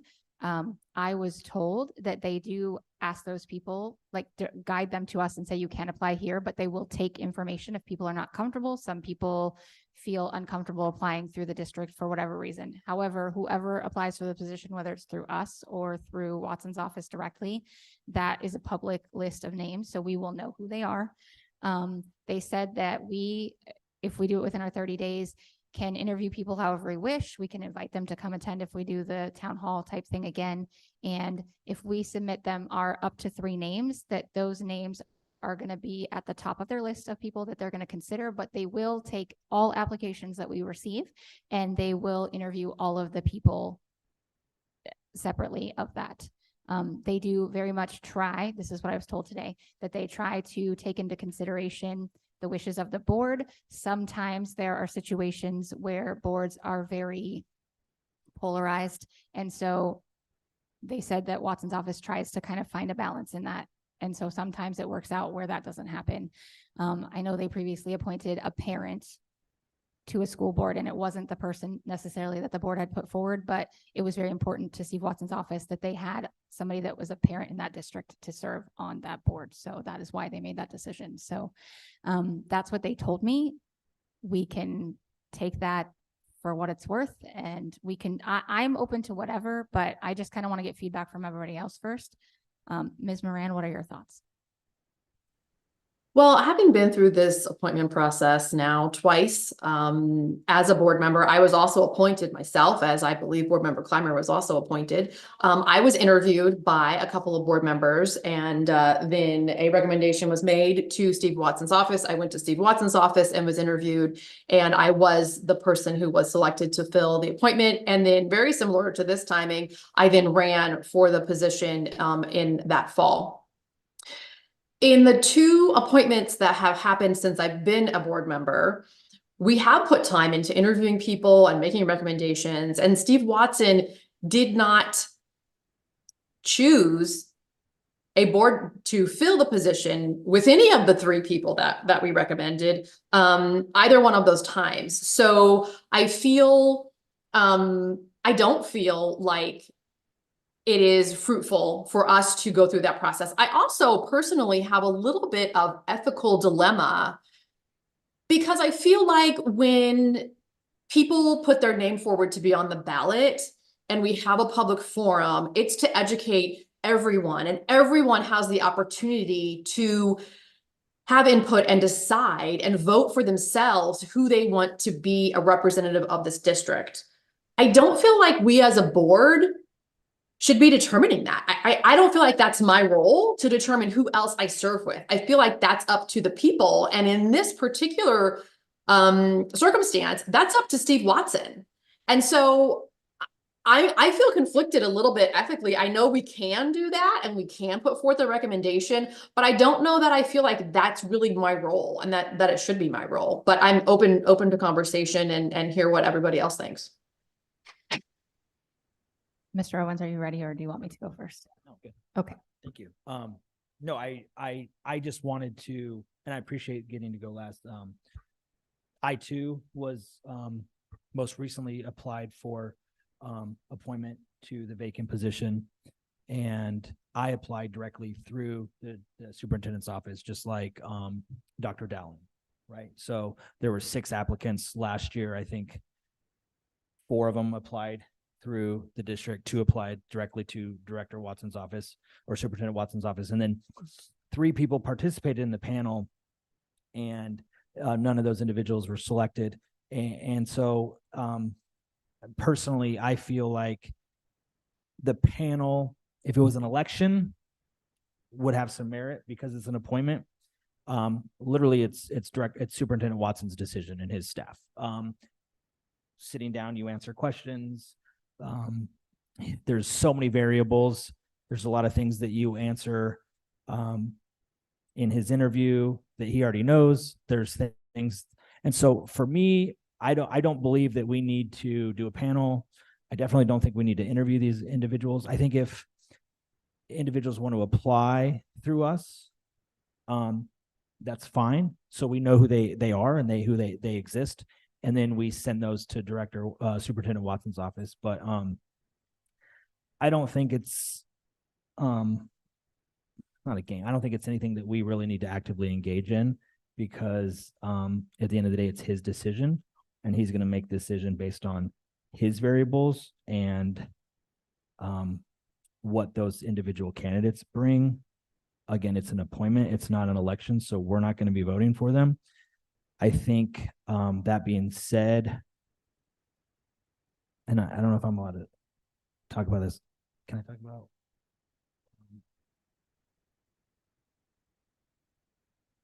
If you're interested in applying for this vacant position, I hope you do so with the utmost and best intentions, right? This isn't anything to be taken lightly. This isn't anything that you just say, oh, I could do that, or I want to do that because of X, right? Like, there's so many reasons why you really need to, why you should do this. Let's just put it that way. So I hope we have a lot of applicants. I really hope that Superintendent Watson has a stack of candidates to pull from. And I hope it's all day he has to interview people, right, for this position. But I don't think it's our job. Okay, so I think I'm probably outnumbered, and only that while I understand that Superintendent Watson's going to pick whoever it is at the end of the day, I feel like we as a board have worked really hard on our transparency with the community, and by having a forum and allowing these people to speak in front of our community, that's us doing the best we can to be transparent with the community. And then whatever Superintendent Watson's office does behind the scenes, that's on them. That's not us. So while I don't necessarily think that we have to vote or decide on our top 3 per se, I think it's a nice thing to allow the community to see who it is that's interested in the position. I do agree with what you said 100%, in that I really hope people come in for the right reasons, and that they come in with an open mind to learn and to see what's really happening here either way. So that's kind of where I'm at, but I defer, like if our board as a whole doesn't really want to take the time, we will have to post the application on our website. That is a minimum thing we have to do for people to apply with us. And we have to send applications off to Superintendent Watson's office by the end of our 30 days, whatever that is. We can decide what the timeline is. I know in the past, it hasn't been full 30 days because we've done the interviews. So we've given a few weeks time to do it. So I kind of, if the board doesn't want to have the forum, we do not have to do it. That's fine. Well, I think if, and sorry to interrupt if I did, I think if people apply for the position, we know who they are. We as board members, if we want to, can reach out to them and ask them questions personally, correct? If they choose to. And then at that point in time, if we talk to them, we can contact Superintendent Watson's office and make a recommendation on our own individually. Yes, I think you could do that. I mean, they definitely said that once we open this, people will start lobbying them for certain individuals. So, I mean, there's nothing saying we can't do that. And in honesty, last time we did not put our people forward as a board the last time because we didn't get it within the 30 days. So individual board members were told if they wanted to email Superintendent Watson directly and share who they were interested in, they could do that. So. I mean, I can go either way. I do. I hear Ryan, Kim, I understand, when it's not our job to do that. I think the comment or the conversation just being had about individual board members lobbying the superintendent for our choice goes directly in conflict with it saying it's not our job to make that decision. So I don't think if we don't want to interview people and do it as a board, I'm happy for people to reach out to me. I'm happy to sit down with anyone who has questions about being a board member, what it's like, how to work with administration, challenges, time commitment, whatever. People have a million questions. My door is always open. You have my email address. You can, make an appointment to do that with me. I'm happy to do that with any candidate and all candidates. But I think I think that's a slippery slope individually, us going in and lobbying Mr. Watson for our choice individually when we don't want to do that as a board. So I'm fine without doing the interviews. Obviously I can't tell people what to do, but I find that in conflict with the comment about it's not our role to choose, then we shouldn't be choosing, but that's neither here nor there. So I'm okay with not interviewing folks and just doing the application process as we're supposed to, and then providing those all to Steve Watson's office. I was speaking more to us as, we're private citizens, we're individuals, right? So like outside of this, we have our own individuals. There's a candidate who's filed for, already a statement of interest. It's already on the website now that there's a vacancy. Yeah. So I think that big picture, I don't think we need to have a panel. I didn't participate. Dr. Dowling didn't participate. I think there's too many variables. And I talked to Superintendent Watson, and he asked me why I didn't participate, and I told him why. And he recognized that was a valid reason. I don't, there's a lot of variables there that come into play. And I think if people want to apply to us to be transparent, then that's fine. I don't know if I want to personally, and this isn't even, I don't think that the four of us sitting down and saying, okay, this is my top candidate, let's send them through, because somebody might be on the very bottom of your list and they're on the top of two other people. It just gets dicey because, like board member Moran mentioned, are we selecting the person that we want to sit with us? That's not our decision, that's the people's. And that's an election, and now it's an appointment, and that's Superintendent Watson's. I think the transparency thing, I think that's what you're getting at, and I truly understand that, I believe that, but I feel like in this instance, when it's an appointment, I as a private citizen should have that's my role now as a private citizen, not as a board member for an appointment, and that's the same for the rest of it. Okay, can I add a suggestion on the transparency piece? Yes. So if we opt not to do a panel, which I'm obviously not really a fan of, as an alternative, could we put a short bio or some sort of summary? I ask the person who has put the application in for the appointment, to provide, you know, their name, some history, whatever that might look like. I don't know if we have something like that already. But that way, if the public is interested in learning about who has applied and what their qualifications are and kind of an intro to the community, even though they have no say in this, as we don't have a say in this, that might be a way to at least introduce the names and background and qualifications for the people who are interested in serving as an appointed board member. I think the West Valley View, was it the West Valley View or AZ Central did that? Well, they did that for the election, but they did not do that for the appointments that I'm aware of. Okay. I'm not sure of the answer of that. I feel like it's yes, but I will find out. I am going to meet with Dr. Davidson and some people tomorrow to kind of start our communication process now that we are figuring out what we're going to do here based on our discussion tonight. That guides us tomorrow when we meet.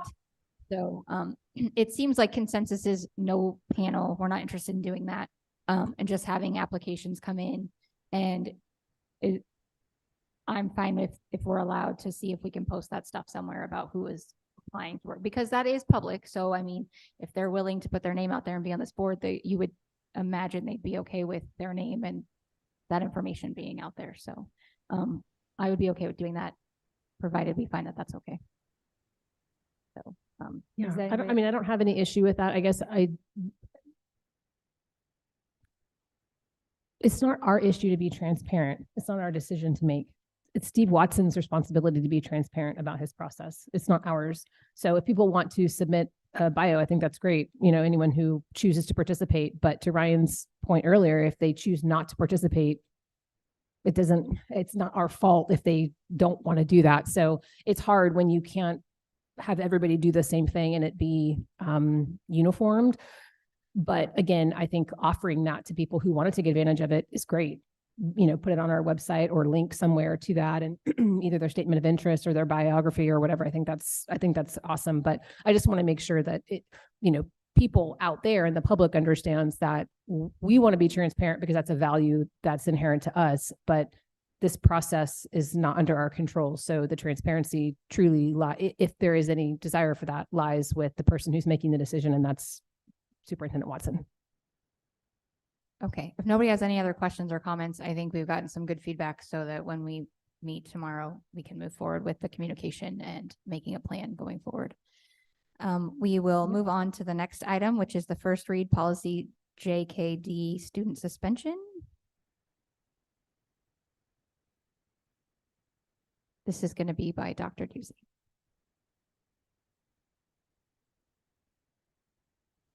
Good evening, Governing Board, community, my panel of experts over here. I am here to present the first read of some policies that came out in October of this year as new laws that we had to adjust our policy to reflect these new laws. So this includes policy JKD as well as JLH. JKD just changes the verbiage to allow to suspend or expel a student in kindergarten through 4th grade, does not apply to expulsion required due to the student bringing a firearm to school, or to a suspension of 2 or fewer days when the aggregate suspensions for the student do not exceed 10 days within the school year. So as you might recall, prior policy was aligned to this as well, is that the prior law did not allow suspension of a certain age level students. And now there is a provision in the law that allows up to 2 days, no more than 10. And then the second policy for your review this evening is policy JLH. And what that does is it increases the window of records requests from a transferring pupil from 5 days to now 10 days. So that is what's changed in that particular policy. So I'll open to any questions you may have. Mr. Owens, did you have any questions? No questions. Ms. Clymer? No questions. Thank you. Ms. Moran? No questions. I don't have any questions either. Thank you. We are going to move on now to the next item on the agenda, which is the employee, family, and student survey results. This is going to be by Dr. Ducey as well. Thank you, President Idema. Again, hello, good evening to the governing board and community. I'm here to present our stakeholder engagement surveys so that you can look at our final findings from engaging our community and all stakeholders and giving us feedback using a perspective survey. So the purpose of my presentation tonight is to provide board members and our community a global review and analysis of the 2023 surveys, to include our surveys that we deployed for employees, family and caregivers, and our students. And then also share our next steps with what we're going to do with the data that we have gained from these perspective surveys and our next steps. This is aligned to all of our pillars of our strategic plan, as it incorporates academic success feedback, people, our finance and resource feedback, and our service. The why and the how of what I'm going to present tonight is that soliciting that feedback from multiple stakeholders allows our admin cabinet, as well as the board and our admin council, to identify trends and in the perspectives and the feedback. We're able to use the trends that we see to make decisions to impact all of those pillars that I just discussed on the previous slide. How we respond to this feedback, it directly impacts our capacity to provide quality customer service to all of our stakeholders. What is learned from the surveys will also be applied by site and department. To keep in mind, this is a global view of how the surveys outcome were for across the district, but we will break this down by school and department and share that with those leaders. And then use those areas for improvement or areas of celebration in their site or department scorecard, to include our measurable goals that we might establish based on this feedback, our action steps, and those key performance indicators that we'll use to measure our action steps. Also, as I said, we'll celebrate the strengths that we've learned from the perspectives of our stakeholders, to include our students, the families, and our employees, to celebrate and to adopt those practices that maintain that higher score in perspective. And then lastly, these findings are really an important part of our next strategic plan. So this is feedback that we definitely, I think, will keep revisiting as we keep moving through our Litchfield learner finalization, as well as our strategic plan next steps. So to just kind of give you an overview of the timeline, because there was some adjustments that does make some of this data when we look at comparison to previous years. So I did want to make this comment just so that everyone understands the timeline adjustments that took place this year compared to other years. We did deploy the 3 surveys all at one time, which that is a change. In years past, they were staggered throughout the year, beginning in the fall with district department surveys, and then followed by employee, family, and student. And that process took all the way up until February in a school year. This year, we decided, because of the work we were doing with the Litchfield learner, we thought it was important to measure perspective and Litchfield learner information at the same time, to not inundate families with so many different surveys, but to do one survey that was really comprehensive to give us both the perspective of those stakeholders as well as the information we needed for our Litchfield learner work. And then department surveys that you have come accustomed to coming out in the fall of the year, just know that those surveys will be deployed actually this month. And so I will be back here in front of you to provide that feedback on specific departments in our district. Can I ask a question about the timing before we move on? Absolutely. My question is, what did you think about the change? And in your opinion, was it successful to deploy all 3 of these together? And do we anticipate we will do that going forward to have more comparable information, or will we go back to the staggering? I would recommend that we continue the practice of deploying it in the fall of 2023 for these particular stakeholders. And I think as I go through, you'll see the participation was actually a lot better as well. So it did not interfere with us getting, less participation. So I would recommend to the board and to our admin cabinet that we maintain this date so that we can have comparable data in our future. Okay, can I follow up to that and ask, if we're asking our employees and families and students in October and school started in August, are we giving them enough time to form an opinion, or are we really just trying to get a first impression type opinion. I know some of our families will have been with us for many, many years. Some of our employees will have been with us for many, many years, but some would be brand new in August. And then we're asking these questions pretty immediately. Do you think that has any impact, or just consistently we should just pick a time of the year and do it at the same time? I'm certainly open for more discussion if the board feels that we should move it to a different date. I think we should at least keep it within the first semester. Okay. And can you tell me why you think that? I think it allows an opportunity to get feedback that is going to be less emotionally charged. Okay, can you give me an example? I know we're not even gotten to the data yet, but I just really want to understand this piece of it with the time frame, because I feel like that speaks to the integrity of the data that we're collecting. Absolutely. If you survey toward the end of the school year, you might not get, in my opinion, the timing is important, because if you wait till the end of the school year, like for students or families, you may not get, they're not in the middle of it. They may be on their way out, especially when you're talking about 8th grade families. The perspective might change. The other piece is if you wait until toward the end of the year, we get the analysis, that's even longer that principals and their guiding coalitions have to respond to the data.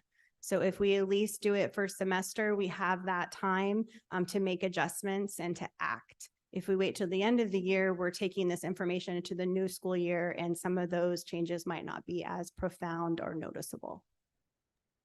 Okay, excellent. I appreciate your explanation. Thank you. Can I comment on that, Yeah, please? I think there's a lot of variables on time, right? You start at the beginning of the year, either everyone's like, woohoo, we're here, we're excited, we're happy, or like, oh shoot, summer's over, we got to go to work. Yes. Or it's right before Christmas break. They're exhausted. Like, there's a lot of emotions that play into different parts of the year, whether it's the parents or students or, whoever's taken this survey. Looking at the results and getting ahead of ourselves, I think that these numbers may not be able to, apples to apples to next to last year, just because of the time difference. I think that moving forward, it does need to be a consistent time period. And I think that's like, obviously, something that you agree with too.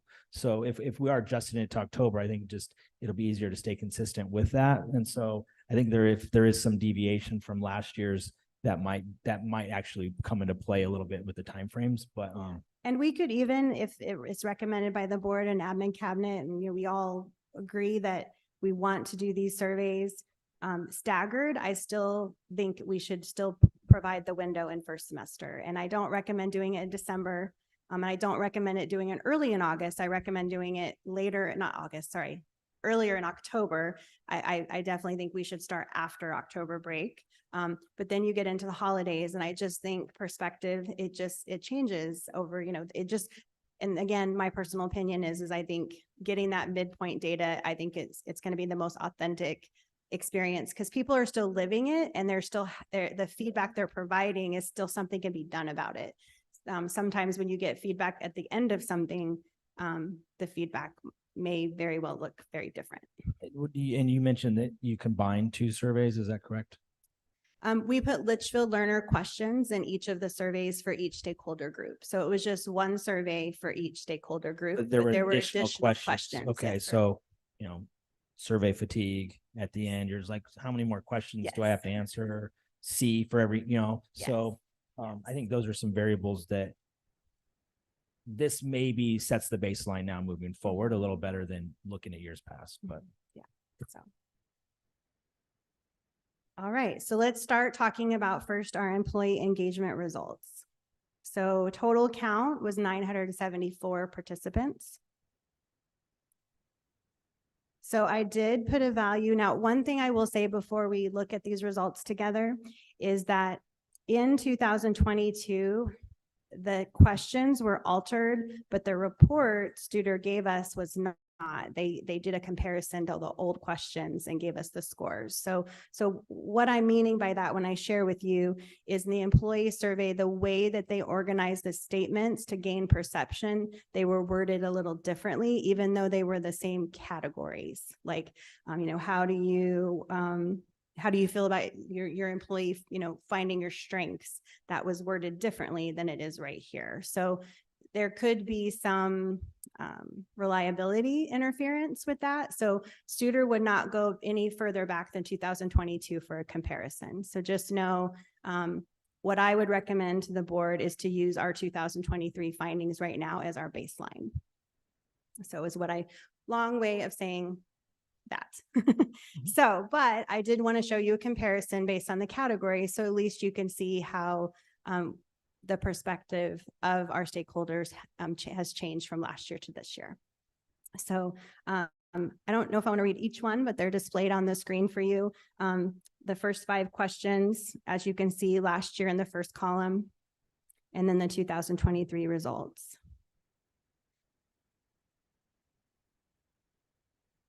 So any questions, I'll just pause to see if you have any questions about this particular page and the statements.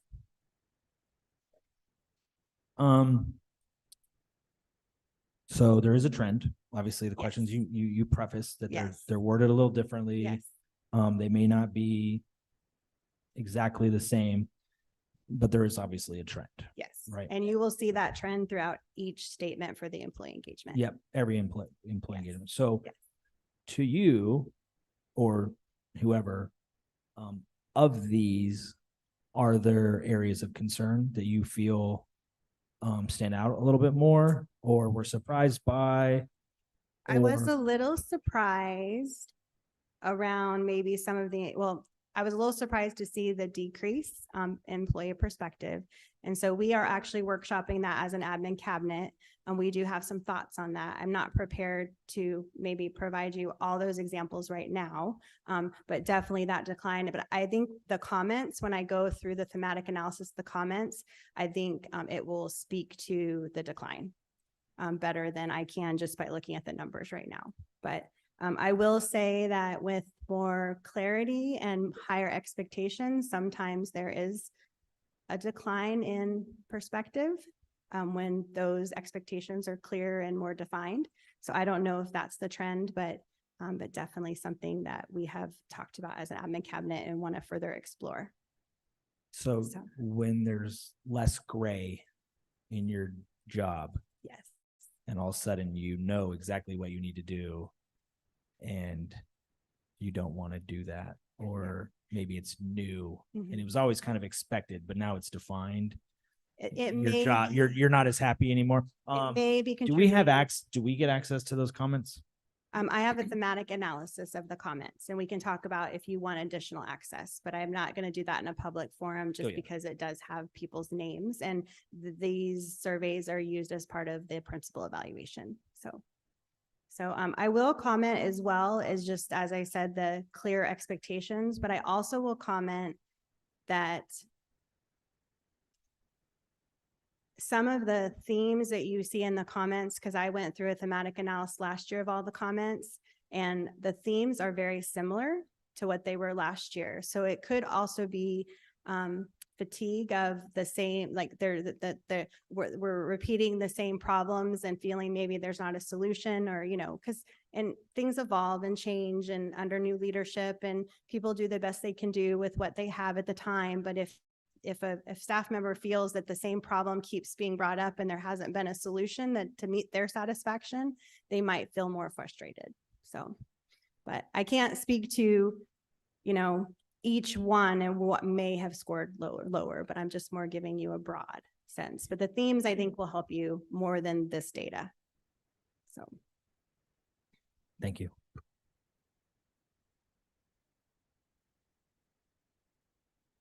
Yeah, that's what I was saying.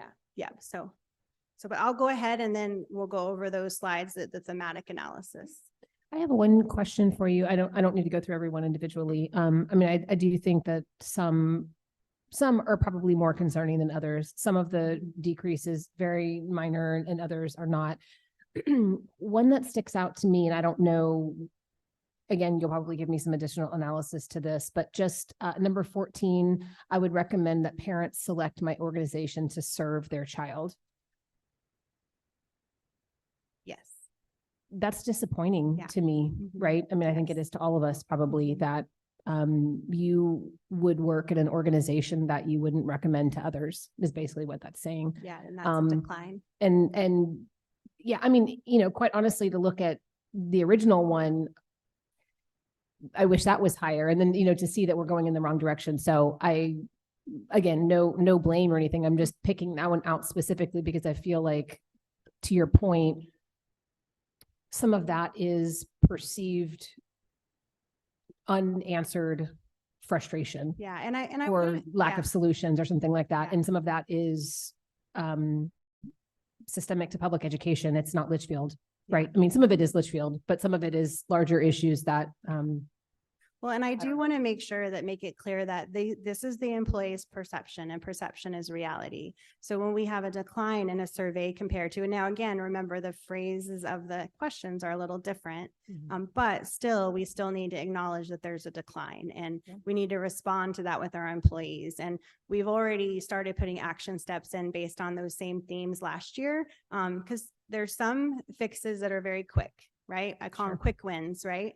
And so we can quickly fix things and move things in a positive direction. And there's other things that take more time and it takes more stakeholder feedback, like some of the revamp camp work we were doing around the handbook, that's just one example. So, so keeping in mind that this does have value because it is our employees speaking to us about how things are going. When I'm saying that this may be why the decline, the expectation piece, feeling frustrated maybe with what's not working well and feeling, that things need to change, coming out of the pandemic, all the changes in education and the climate. I'm just speculating. I don't have any concrete evidence to tell you that's the case. But regardless, our employees are speaking and we need to make sure that we listen to them and use this data for our momentum of change. So agreed. Thank you. Yep. So, all right. So, and as you can see, the same theme, each area has declined since last year. Again, noting the questions are a little differently. The statements are worded a little differently in the employee. That was the one that had the most changes. Real quick, do we ask in their comments or anything like that? Do we ask them, what is one thing that will make your life better? Like one, so that way, if it's a common theme or if it's just, why did this person not vote so low on 14? Maybe just one little thing, but to them, it's. So what we do is we don't go by number, but there's an open-ended question, which those are the slides I'm going to get to that have the themes of what's working well. So reinforcing things they want to see continue and what needs to be improved. So I really think that will help answer maybe some of your lingering questions. So. And then the asterisks, those questions were deleted altogether. So that's the reason why there's not a score.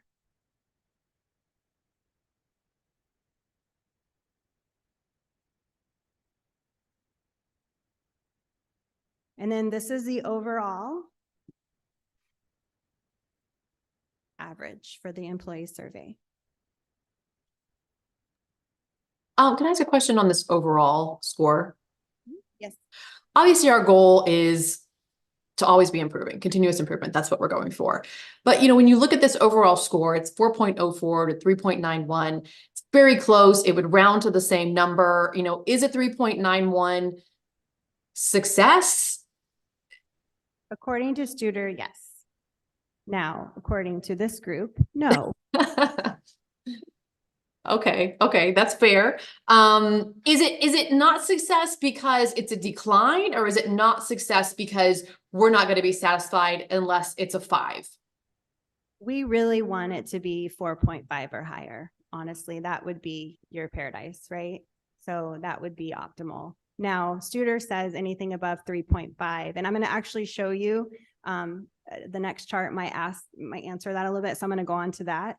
Okay. This is the net promoter calculation. So now this just looks at the recommendation question that you guys pointed out.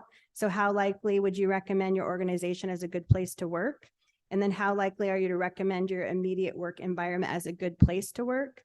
And so what a promoter calculation does, if you're not familiar, it basically looks at that Likert scale that's used, and it uses a calculation that if you have more detractors than promoters, there's an opportunity for improvement.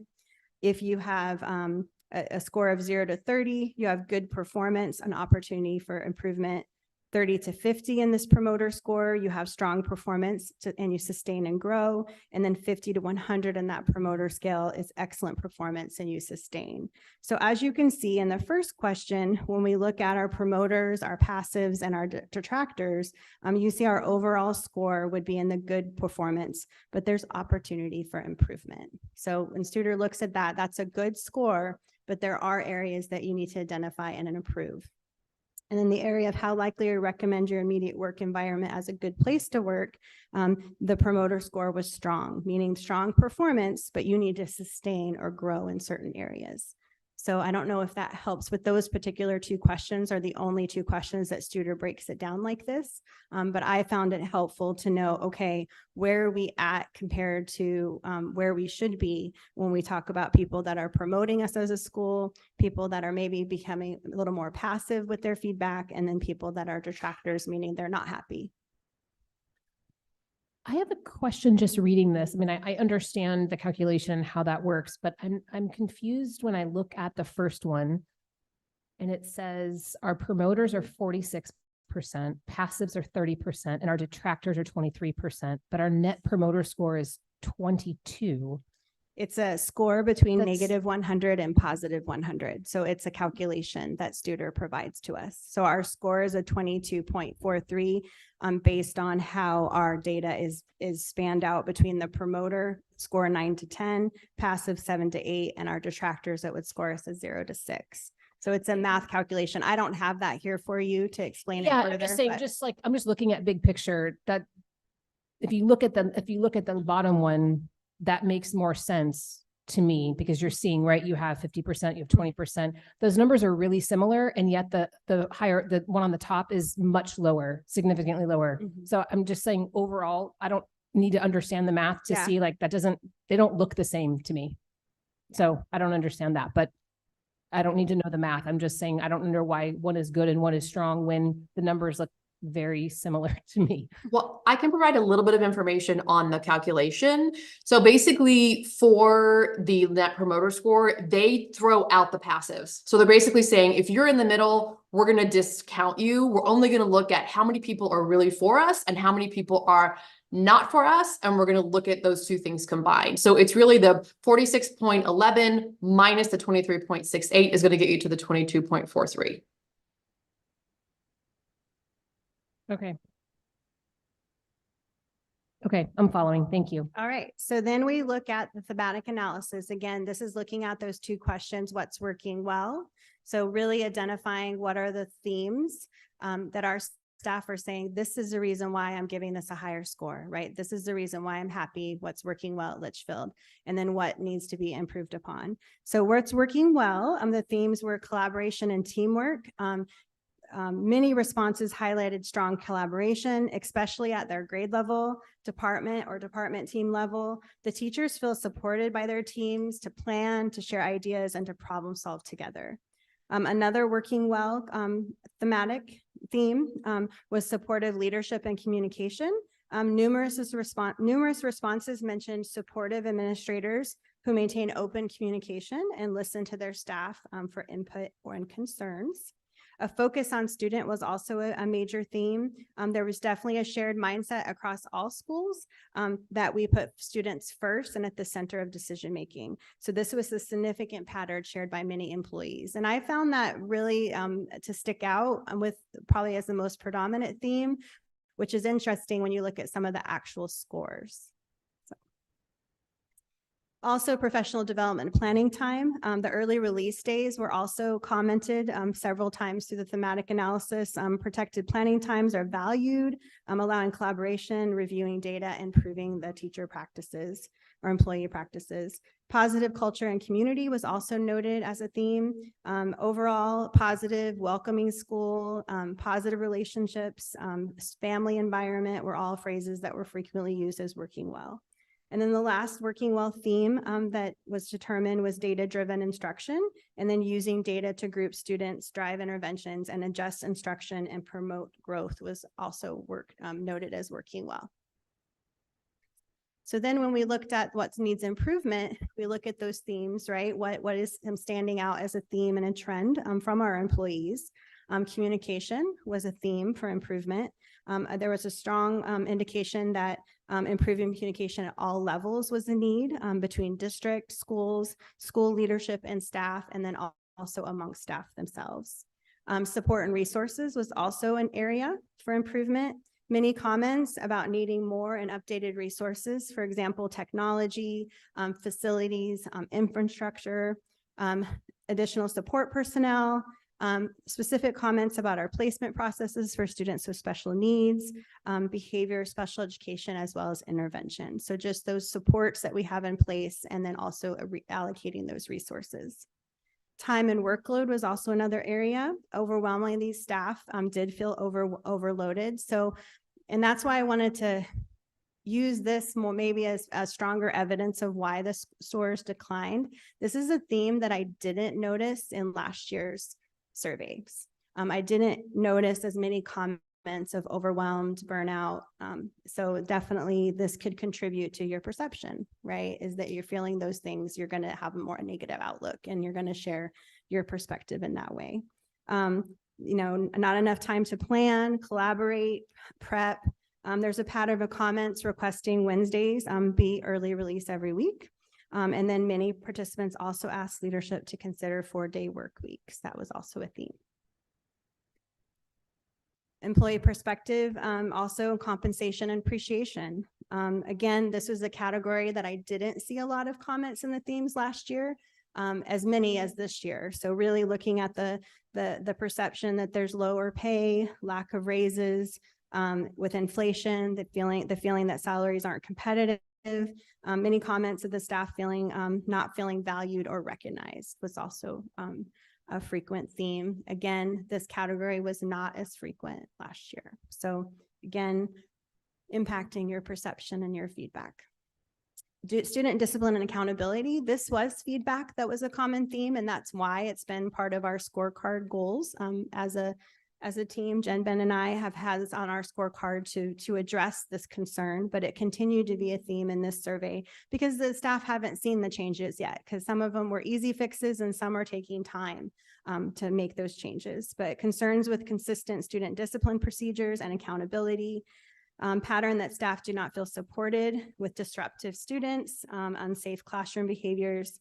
Grading practices were also a pattern of concerns and need further clarification and district-wide approach. And that theme was prevalent enough to give you as a trend because it was numerous times. And we did at one point in time at Litchfield, we did have grading practices that were tight, and it's a drift right now. So it's something that we need to get back to in our strategic plan. Staff needs better onboarding. That was staff needs. That was a trend. So examples of the staff needs were better onboarding when staff come to work for us, cross training so that staff can step in for other staff when we have absences, development opportunities needed for support staff like paras, aides, food service, and facilities. So catering to maybe those roles that maybe we traditionally haven't had as a strategic approach to develop those folks. So that ends the thematic analysis for what needs to improve. So hopefully those improvements and those celebrations, right, those things that are working well, give you some insight on maybe why those perception scores are where they're at. Okay, so let's talk about family. Yes. Sorry. I find it kind of interesting that we give them, teachers have more time with early release Wednesdays, and yet they still feel overworked, less time than last year. And it's like, wait, why? All right. I do believe next year we need to vote for every Wednesday. Again, I thought I voted on that last this time, but that's our next discussion. Yeah, but I mean, like that to me seems odd, right? Like obviously some people are like, yeah, we really like the Wednesdays. It's helping us do certain things. And then, is it those same individuals who are saying that, but we're still overworked, or there's still not enough time for us to do our stuff? Or is it like a different subset of people who either aren't utilizing the Wednesdays like they should, or we're going to not have enough time even with with all early release Wednesdays. So I do think that that's interesting. I don't like the,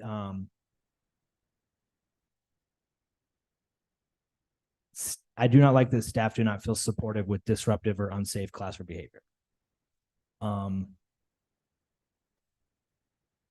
Like that's the most glaring one to me, honestly.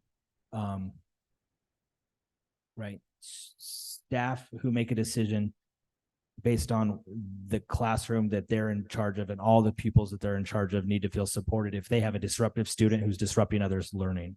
And whether that's, verbal, the students just doing certain things, or if it's, more dangerous, whatever it is, I don't know if it's, and I don't want to, be whatever. I don't know if it's this discipline's gotten soft or if it's just not appropriate to the level that needs to, because when you discipline a child, you're punishing them for their actions, but you're also letting them know like, hey, this is unacceptable. So like, how can we fix it? How can we correct it so it doesn't happen again? But you also need to send a message to other students that this behavior will not be accepted either. So learn from your friends over here that they did it, they got in trouble, so let's not do it again. Are those three things happening? Because it may not be the case where, some student leaves and nobody knows what happened to them. Yeah. For all they know, they're in, and this isn't, they're in a care room and they're not getting in trouble or they're not whatever. But I will say that we identified this as an area of growth last year based on the feedback. And one of the first things that whenever Jen, Ben, and I were tackling this with our teams is we started with what our handbook says. And our handbook currently is a K-8 matrix. And so one of the things that we feel is very important to changing the perception and changing how we address student behavior is to modify that matrix. And so we've been working on that work all year to separate what are the consequences for these behaviors if I'm a 6-8 student, what are the consequences if I'm a 3-5 student, what are the consequences if I'm a K-2 student. Currently that matrix is K-8. And so the consequences are very broad. And so it leaves a lot of room for interpretation. And when you have a lot of room for interpretation, you have a lot of room for confusion. So we're trying to make it better, right? And it might have lended itself when it served our community as a matrix, as a K-8 matrix, it served the community well. But now based on the feedback, we know that it's not, that's a place to start with how we're addressing student behavior is we have to make it more clear to our families in our handbook, to the teachers and to, for principals and APs and student advisors, behavior coaches to respond with. So does that make sense? Did I answer your question? Okay. Can I add some commentary to this section as well? So when I look at this employee perspective, what needs improved, there's 6 categories that are here. And I just want to give our current administration and our board some acknowledgement that when I look at these, I see communication specifically, the time and workload specifically, and the student discipline and accountability as things that we have actively made decisions on in the last year to improve. Communication, Executive Director Nuanez has spent a lot of time on that. Dr. Davidson has spent time on that as well as our principals and all of our admin, improving that, the communication plan, being more clear about that. I think the same thing with the time and workload.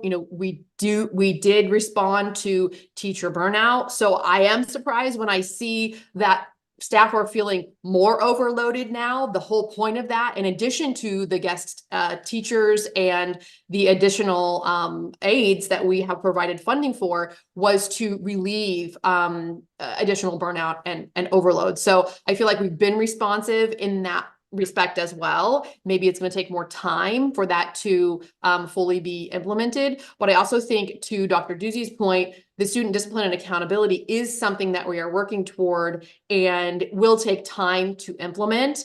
In addition, the staff needs for the development opportunities. I know we've had more PD this year for support staff, and I know we're trying to expand that. So I want folks to know that we do take this feedback seriously, and we have made decisions, and we will continue to make decisions as a board and as an administration to make things better. That's what we want. That's what we're going for. Now, the thing that kind of scares me is when I look at the support and resources and I look at the compensation and appreciation, those are two things that our hands are going to be pretty tied on for a lot of this because we know cuts are coming.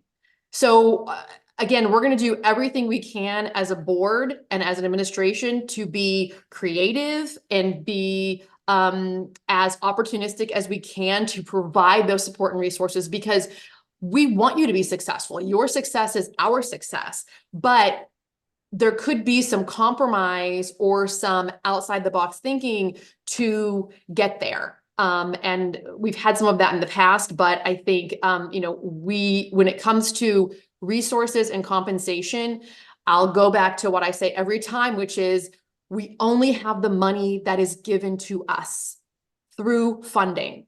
We're not capable of raising more money. We're not a for-profit organization. So, again, we have some great resources. We have some great people on our team who look at things different ways, who seem to, come up with resources out of nowhere. But those two areas, I would ask our employees to engage on, to listen to the conversations that we're having, and maybe come to an understanding or a greater understanding of why the decisions that we make are the decisions that we make, and hopefully increase that knowledge of how we're allocating those very limited resources that we have, and know that we are doing that to the best of our ability to, again, make sure that you're successful. Can I follow up on that just a moment? I think that one of the things, again, we need to keep in mind is that this survey was done in October, right? So some of the things that are being worked on haven't come to fruition yet. Yes. So therefore, this is how they're feeling. And as far as the time and workload goes, I think that's a national problem and we're going to do the best we can, but I don't think we are going to solve it on our own. I also think with communication, we've done a lot of improvements this school year, right, for communication. So therefore, it was still new in the beginning and we're just getting more used to it. So these are really going to be, to me, baseline scores for next year once a lot of these things have come to play. So I hope that we use this to try to help us and improve in any way that we can. But I also understand we can't fix all these things and that we're not going to make everybody happy. So we just have to do the best we can with what we have. Absolutely. So one thing I will comment, because these surveys were given toward the end of October, is to keep in mind that staff only experienced 6 collaboration Wednesdays at that point. So, and professional development days on their site. So, so just keep that in mind with, how they're feeling about Wednesdays. Cause I just want to make sure that we keep the context of where the staff are and what they've experienced so far with all the great additions and the things the board has made decisions on to add that time back into the teacher's day. So.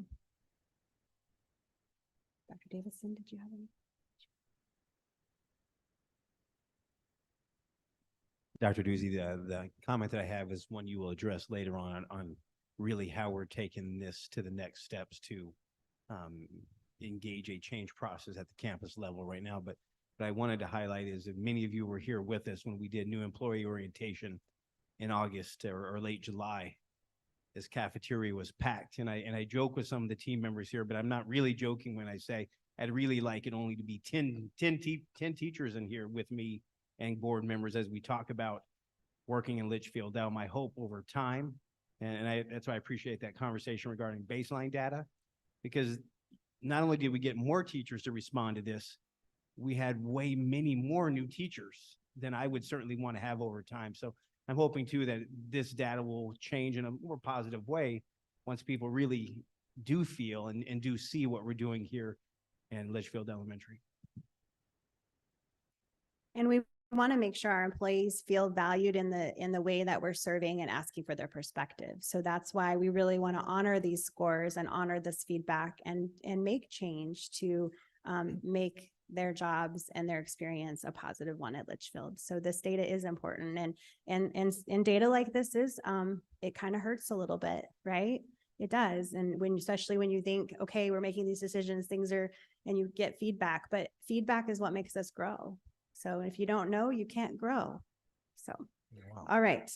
Put that on like a plaque or something. One of the things, last point, and not to beat a dead horse, because it's kind of been discussed, but with any job, any profession, is what you do, is what you get paid worth it, right? And so teacher pay has been a discussion forever. Is it enough? I don't think it's enough, but like Board Member Moran mentioned, we only have so much money. The inflation that our country is seeing right now, the world is seeing right now, is crazy. And so there's not a profession really out there that's not also saying, hey, maybe I'm not making as much as I should be for what I'm doing. So unfortunately, that's a reality that everybody faces, and that I think it's going to impact also these survey results. Because if you're a teacher and before you used to be like, oh, I worked some extra hours, but at least this is my paycheck. And now you're spending double at the grocery store and all these other things. That hurts more. And so where do you go? Who do you blame? You can't, maybe you don't, the reality of it, but at the end of the day, it's us who are paying you, and we're not making that more, even though you're spending more. So Yeah, it's hard. that's an unfortunate side effect. Absolutely. Yes. All right. So family caregiver engagement surveys. So I'm really excited that we nearly doubled our participation this year. So that was really exciting to see for our families and getting their feedback. We did use some creative ways. Our principals were at events, had QR codes. While families were already there, we had some October events for the holiday there that they were celebrating, or different activities to around the holiday in October. And so I was really happy to see the double of that. So that was exciting. That's the highest that we've seen in quite a few years of our parent participation. So I won't go through each score, but you will notice a new trend. A much better one. Yes. Now, I will say that these questions were not changed as much in the 2022, or from 2022 to 2023. So they are a little more closely aligned with the actual statement parents are reading and responding to. So I'm just going to go through each page. So definitely stop me if you have a question about a specific one.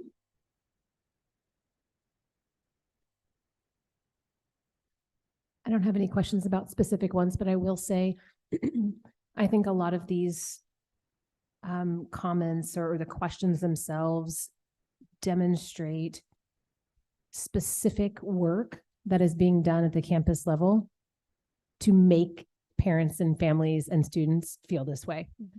And I think, unfortunately, it has a negative effect on our teachers' work-life balance and workload and overwhelm, because from surveys past, right, we have identified areas that what we can do to make student and families' lives better. And our teachers and principals and aides and staff members are rising to the occasion. It's very obvious here, right? We have increases across the board, and some of these, scores are phenomenal.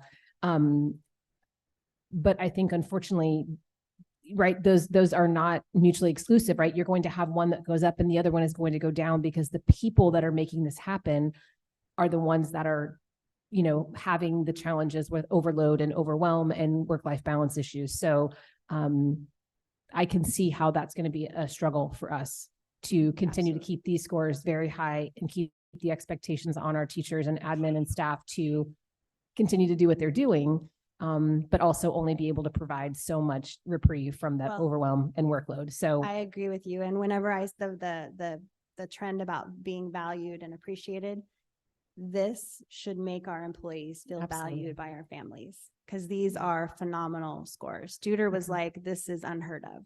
Yeah. So these are really high scores for perception from families. And these are very specific things I remember from our last review of this material. I mean, in terms of, I receive positive notes home. I know what's going on in the classroom. I'm having communication with my teacher and my administrator. These are very specific things that I know the staff have been working on in their own scorecards over the year. And it's quite clear that that work has been successful. So I agree. Yeah. Number 3, regular to receive feedback. Definitely the highest jump. Mm-hmm. Yes. I think also these scores are reflective maybe that we're kind of back to normal, right? Since COVID, there's been the gradual progression, but this year is back to what a normal school year is like. So none of those lingering effects and the stuff that happened prior to is kind of playing into what they're experiencing. And so to them, this is more of a true school year, and that shows improvement, but also that we're doing a good job at where And I will also comment on that that was actually an important goal of the last administration, is to actually be more clear and consistent. And actually it was part of the board's goal for the superintendent, is to really provide that consistency of what data was going home. And you can clearly see that being strategic, it paid off, right? It increased that perception. So definitely a lot to celebrate. And the employees looking at this should definitely feel that this is your celebration.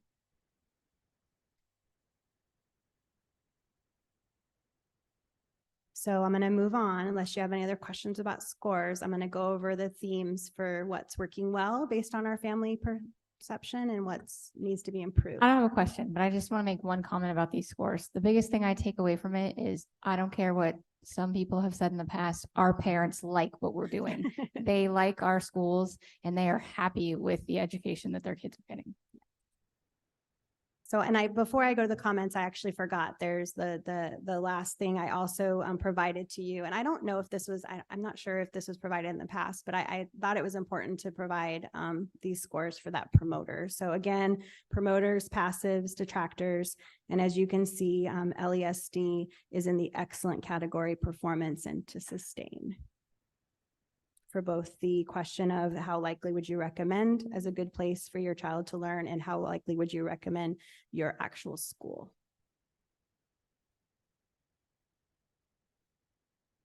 All right, so patterns and trends for our families. What's working well? Communication and feedback. Many respondents highlighted the frequent open communication from teachers and their leaders, and about positives for their child, as well as knowing how they're doing. Parents appreciated getting regular updates on their child's progress, upcoming lessons, events, and having their questions answered promptly. Caring, supportive teachers and staff. I should have probably put this as number one because it was the most highlighted trend of the comments. Numerous comments praised the teachers and staff for being caring, passionate, and dedicated to the students. Many feel that teachers go above and beyond to help the students succeed, and the positive school climate was also noted in these comments.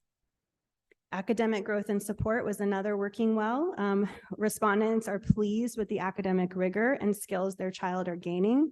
The additional reading and math support for struggling students and the honors program was also noted as a trend of appreciation.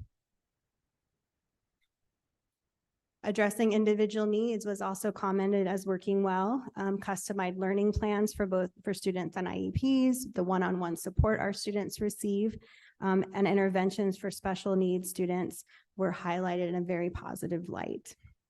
The range of program activities was also what's working well. Many parents expressed satisfaction with the variety of programs. They mentioned electives, athletics, clubs, extracurricular, and really felt like our district really considered exploring what kids might be interested in as a passion. So any questions on those areas of celebration? All right. What needs to be improved? Communication. So again, it's a trend in both categories, but it still was a pattern in both.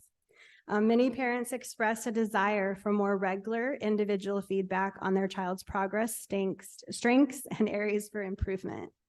Student behavior was also an area. Numerous concerns were raised about inconsistent or lack of discipline for disruptive behavior. Overall, the survey responses indicate inconsistent oversight, monitoring, discipline. Bullying was also still a pressing concern for many parents. All this is very similar to last year's survey feedback as well, which is what has provided our momentum into this year to make some great changes. Key improvement opportunities include better recess, playground supervision. That was a pattern to proactively intervene for bullying, stricter enforcement. when bullying happens, educating students on harms, that was a pattern. And then parents overall really wanted a stricter discipline overall, and really lenient was actually used as a frequent pattern in the description for improving our discipline measures. Sorry, just so before we go on the next one, they weren't asked like what grade your students are in or anything like that, were they? Okay. Just No. what school they attend. Got it. Because this might be something, and you've already talked about it, changing the metrics for discipline, the same discipline from a third grader getting in a fight than an eighth grader or something like that's going to change, because I'm assuming the discipline or the bullying and stuff might be, upper grade heavy, right? Where that plays more of an impact on it. So I'm looking forward to the disciplinary changes, or at least the recommendations of how that can be tailored to the cognitive, I guess, presence of those grade levels and what those standards should be at those grade levels. But again, like, parents are asking for stricter And so discipline. are staff. So are staff. Yes. So I think the message is clear. Yeah, I think it's a win-win, right? If we can make these changes, will incredibly impact a positive perception, and people will feel heard, valued, and they'll feel that we are responding in an appropriate way. Academic rigor, again, you'll recognize this as this was also on a trend of what's working well, but it also was a trend for improvement. Some parents felt the curriculum lacked rigor or differentiation, especially for gifted or advanced students. And the noticeable difference here is, talking about honors versus maybe gifted and advancement is the noticeable difference that I saw in the feedback. Again, it was working well based on some perception, and some perception, it's an area that we need to work on. Do you think there's any, oh, I'm sorry. Oh, it's okay. I just was gonna say on a couple of these, I'm wondering if some of it is more depending on the campus you're at. Are we seeing more of these questions at one campus or another? Well, and I will be breaking down this data, or I already have been working with principals to break down their data and do their own thematic analysis of their comments. So yes, you're right. Some of this data may look different by site. What I'm giving you is a global view for the trends and patterns as a K-8 organization. Right, but that's why I'm thinking that maybe we see things both as a positive and a negative, Perhaps. because we might have a bunch of Yes. negative at one place we need to work on, but not everywhere. That And is then true. same thing, a lot of positive. So Absolutely. Is there any correlation to for this comment, or did you see any trends between some parents feeling like it's a good thing, some parents feeling like it's a bad thing, to the grading issue that you talked about earlier? I could see the connection you're making, but it didn't stand out in any, Okay. the comments didn't connect the two, but I can see how they are connected. Yeah, I mean, I think both from staff and parents obviously would have a different perspective on that, but I'm wondering if it's, inconsistent grading or, I don't know what the right word is, parents not, or students not understanding, how the grading is done from one class or one grade to another. So that could have some. There wasn't a theme of that connection, but again, I can see how improving our grading practices could also improve this area of rigor. Yeah, right? for sure. Yep, Thank absolutely. Special programs feedback indicates a need for more special offerings like art, music, foreign language electives, and high school credit options by 8th grade. And when I say that, there's already the algebra option, but there was a pattern of like new options.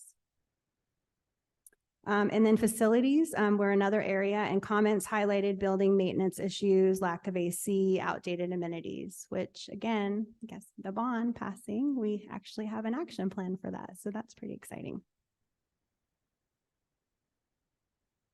So that concludes family engagement. Any questions about that? And then or ready for me to move on to student?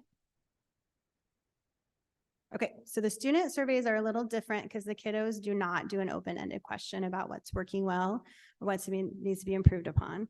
Something we might want to consider for the future. It was the first time this year that we actually had them do open-ended responses for the Litchfield learner, and we got some really great responses from our students. So I think and that's something we could add for next year if we wanted to, is asking them what's working well instead of, we have the Likert scale, we have them rate, give us a number quantitatively, but what is some qualitative data that maybe would help us serve our students better? So, but right now, currently we don't have those questions and we haven't historically.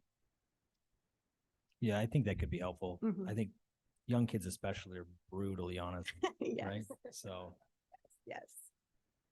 Yeah, their answers to what makes a Litchfield learner were awesome. They were just, they were really incredible. All right, so we do have a decline. This is the one area that we had less students participate than last year. So Jen, Ben, and I kind of talked about it, and I don't know if it was the Litchfield learner questions, maybe that detracted from having the kids sit down, and because it was longer, I don't know. So, but definitely we did note that as some place that we need to, when we do these surveys again, how is it being implemented, the consistency, the window, all that good stuff. So Is this survey impacted by the new laws with surveys for students? no, because we're not asking a question that meets one of those categories. Okay. So a positive trend in this data is in most areas, there is a little bit higher score, or it's stabilized.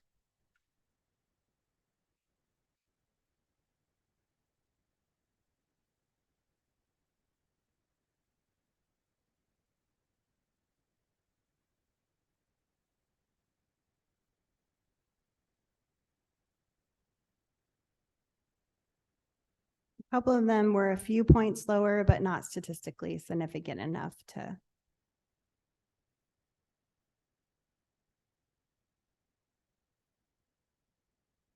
have a whole lot of meaning. But again, also I'd like to note this survey was done in the second semester last year. So, taking it earlier could impact the scores. That's why I think it's really important for us to have the continuity moving forward to do it in that second quarter or first semester timeframe. And then the asterisk ones, they were not in that survey last year. So they were new additions to the student survey this year. So we only have those scores to go off moving forward.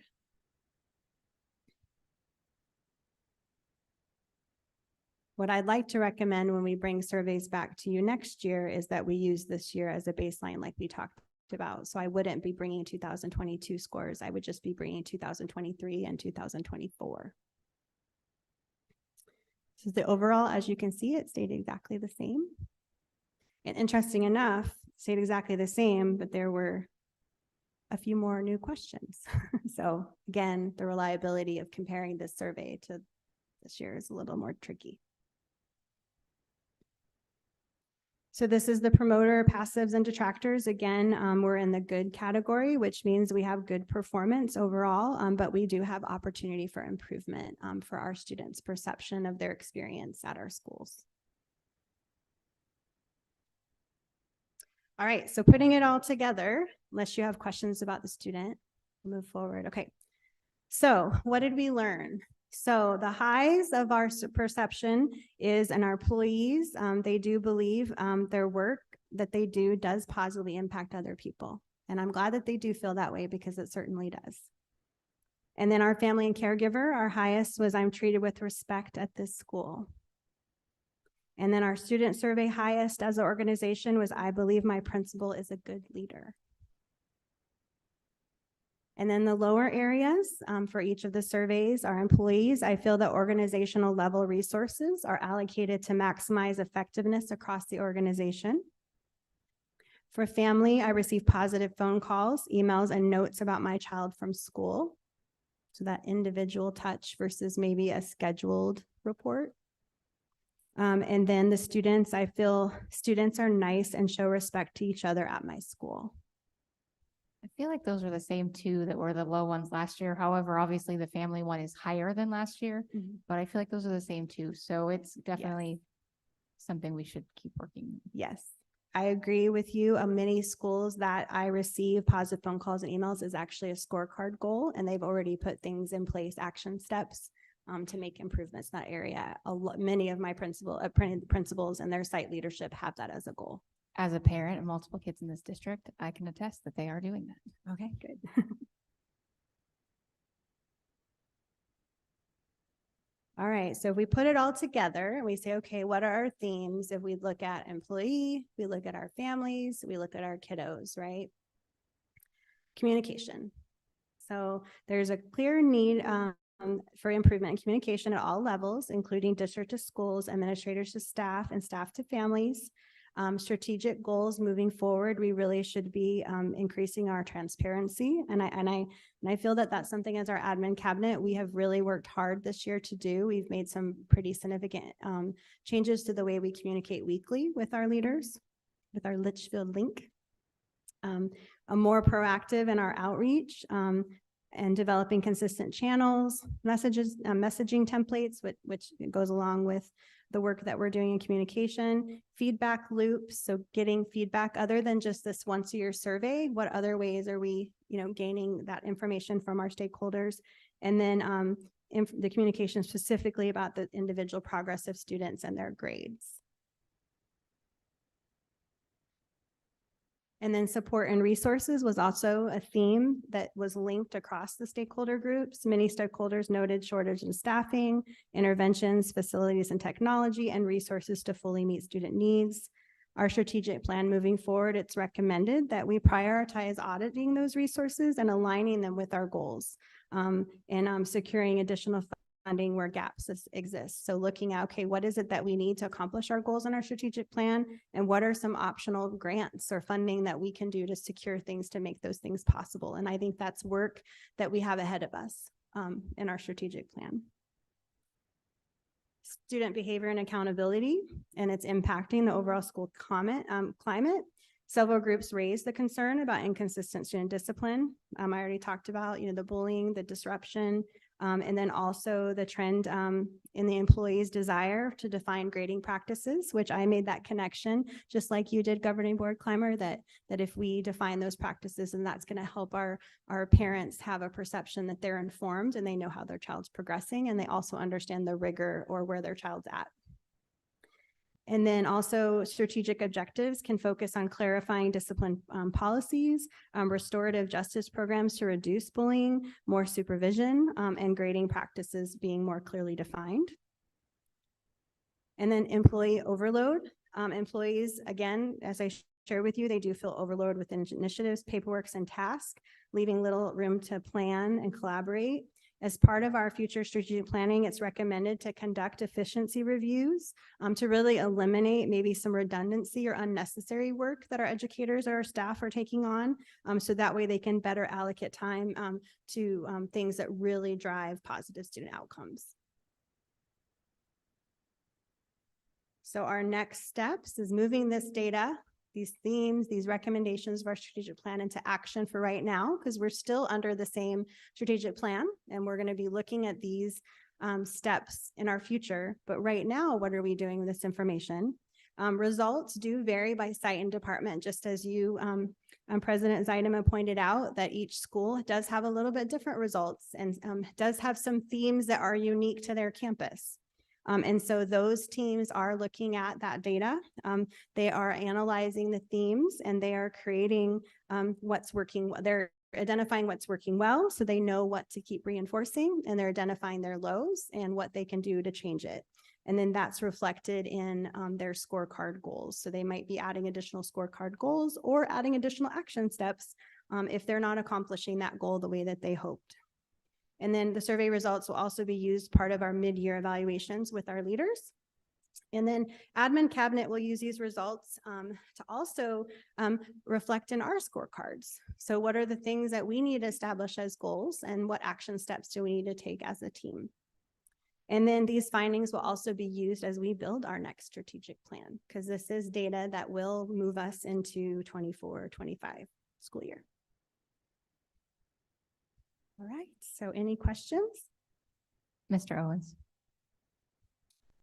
No, I interjected multiple times throughout the presentation, so all mine have been answered, and I appreciate this and looking forward to seeing the steps and the things that'll be implemented to, I mean, we're never going to get 100%. We're never going to get, we're always going to have detractors. We're always going to have individuals who feel like we should do more, or, you know, what's enough for one is not enough for another. So I think if we can get into that excellent range, right? I don't think good's good enough, just because that's right below the bottom. There's two more up there. So I think excellent is something that we strive for. And I think having a baseline now moving forward of timeframes of when we do the surveys, we've got the new questions and all that stuff will help us identify the things that really need to be addressed.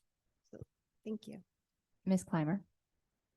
No additional questions. Just thank you for the work that's being done. I know that, you know, I mean, you can see based on previous results that, you know, the items that the staff has been focusing on have made an impact. And I think that's the good news. Now, I think we just need to work together as administration and a board and a staff in general to address some of the staff concerns to make sure that we can change the trajectory of those results next year. Some of those things are within our control and some of them are not. And to Ryan's point, what's good for one person isn't always good for another, but I appreciate your, you know, you want to strive for excellence, and, you know, you only want fives and you only want to be excellent, and, you know, you only want to be in the top category. And, you know, while that may never happen across the board, the fact that you set that as your expectation just means that we're going to be moving in that direction. So I appreciate that. Thank you. Ms. Moran. Yes, I have one question and then a comment. So my question is, one of the things that we talked about was the participation rates, and we saw a big improvement for the families, and then we saw a decline for the students, and then we saw a uptick to a degree for the employees. What does success look like from a participation standpoint? Because we have over the years been all over the board with ups, downs, more people in one category one year, less in a different year. So in your opinion, Dr. Doozy, is success 50% participation, 25% participation? Like, what does that look like? So I've actually posed that question to Studer, and I was looking at my colleague Jen Ben, because we've gotten different answers depending on who we're working with, but 30% has been given to us before as a percentage of participation that would be reliable and valid. I would much rather see it much higher than that, because I think all voices deserve to be heard. And but yeah, I agree. I mean, in my mind, I think 50% would be great, but that I was just trying to find out if that's pie in the sky kind of, you know, or any kind of reality. Our participation, that's definitely on my scorecard. Okay. My comment is, I have seen the survey results of these 3 surveys for years. But this is my absolute favorite presentation of this information for 2 reasons. Number one, you are transparent, more transparent than we ever have been. Basically, before we took the information or presentation that Studer gave us, and we talked about that. And it really seemed robotic, and it really seemed like, here's the information, but there was no additional, here's what we're doing with the information, other than all of the administrators are working on it. That was basically the answer that we were given. So the fact that you went into the detail and provided all of the questions and all of the scores is phenomenal. I appreciate that 100%. The second piece of what I love about this presentation is that not only did you present the data, but you gave us the analysis. You gave us, which is what we've been asking for as a board for years. Don't just give us the data. Tell us what it means, and we can interpret what it means, but we want to know what you think it means, and we want to know how we can improve and how we can use that. And so I just really enjoyed reading the presentation ahead of time, digging into the numbers, and then actually having this discussion, because this feedback is really important. And we do want the feedback, and we want to know how to do better. And I think this is the first time that it's been really clear as to what some of those actual action steps could be to improve. So thank you, Dr. Doozy, and your whole team, whoever has worked on this, and everyone who provided responses. Thank you for that, because this is really valuable information and I appreciate it. Thank you. I don't have any questions, and ditto to everything that Ms. Miranda said. I'm gonna literally start jumping first sometimes to talk because people steal my comments, but I agree with everything she said about, I love moving from data analysis to action, and that there's a plan and that you're sharing it with us, not just here's the numbers. So thank you so much. I think this is great. And again, for me, this is baseline. I think that that's how everybody should take it. And I'm excited to see the growth that we have next year with a full year under our belt doing it the same way. Top two for me, top two. All right. Thank you. I'm going to stay up here. Yep, we are going to move on now to the 24-25 and 25-26 school year calendar discussion. This is going to be by Dr. Doozy and Executive Director Benjamin.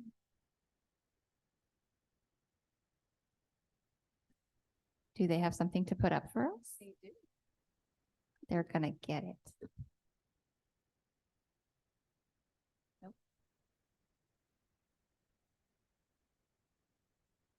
All right. Good evening, Madam President, members of the governing board.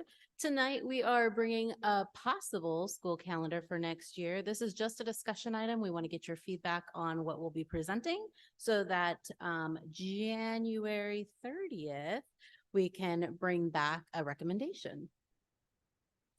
All right. I'm Jennifer Benjamin, Executive Director of Programs and Instruction, and with me is Dr. Doozy, who will also be presenting. She's the Deputy Superintendent of Academic Success. The calendar for fits multiple areas in our strategic plan, but it's primarily student success, people, and service. Tonight, the purpose of our request is we are bringing a proposal and a rationale for the 24-25 school year calendar. We're going to seek feedback from all of you on this proposal and identify any additional information the board deems necessary prior to approval. I do have an example of what this calendar is looking like. This is a fuzzy version, but on board docs, you can also download an actual PDF version. There are quite a bit of changes to the calendar, and we're going to go through what each of those changes are and why we have chosen to make it. But we wanted to have the full picture as well. So we did seek feedback from Superintendent's Advisory Council. Our Superintendent's Advisory Council is made up of certified and classified members from all departments as well as schools. We provided a opportunity for discussion, and then we also provided a couple of different calendars, and finally we gave them kind of an a la carte menu of what is best, and we asked for feedback on why. Why would you choose that? In the survey that we sent out, if we gave one question, we made sure that we provided the exact opposite. So if it was, would you like to start school on a Thursday or would you like to start school on a Monday? So they had opportunities for every answer. And so what you're looking at is the feedback from the Superintendent's Advisory Council. And this is in order. So every Wednesday was the highest requested, that 90% of our Superintendent's Advisory Council wanted every Wednesday early release. 65% of them wanted a full week at Thanksgiving. The request for an April recess was also there at 65%. A start on Thursday was at 55%, and you can kind of see as you go through where they all land. We also sought feedback from our administrators, and administrators were invited. Anyone was invited to our meeting. We had a handful that did show up, and then they also had the opportunity to participate in the survey as well. So if they weren't able to make the meeting, their voice could still be heard through a survey.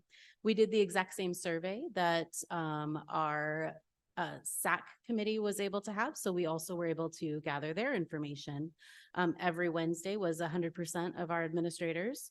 The full week on Thanksgiving was 88%. April recess was 50%. The start on Thursday was 75%.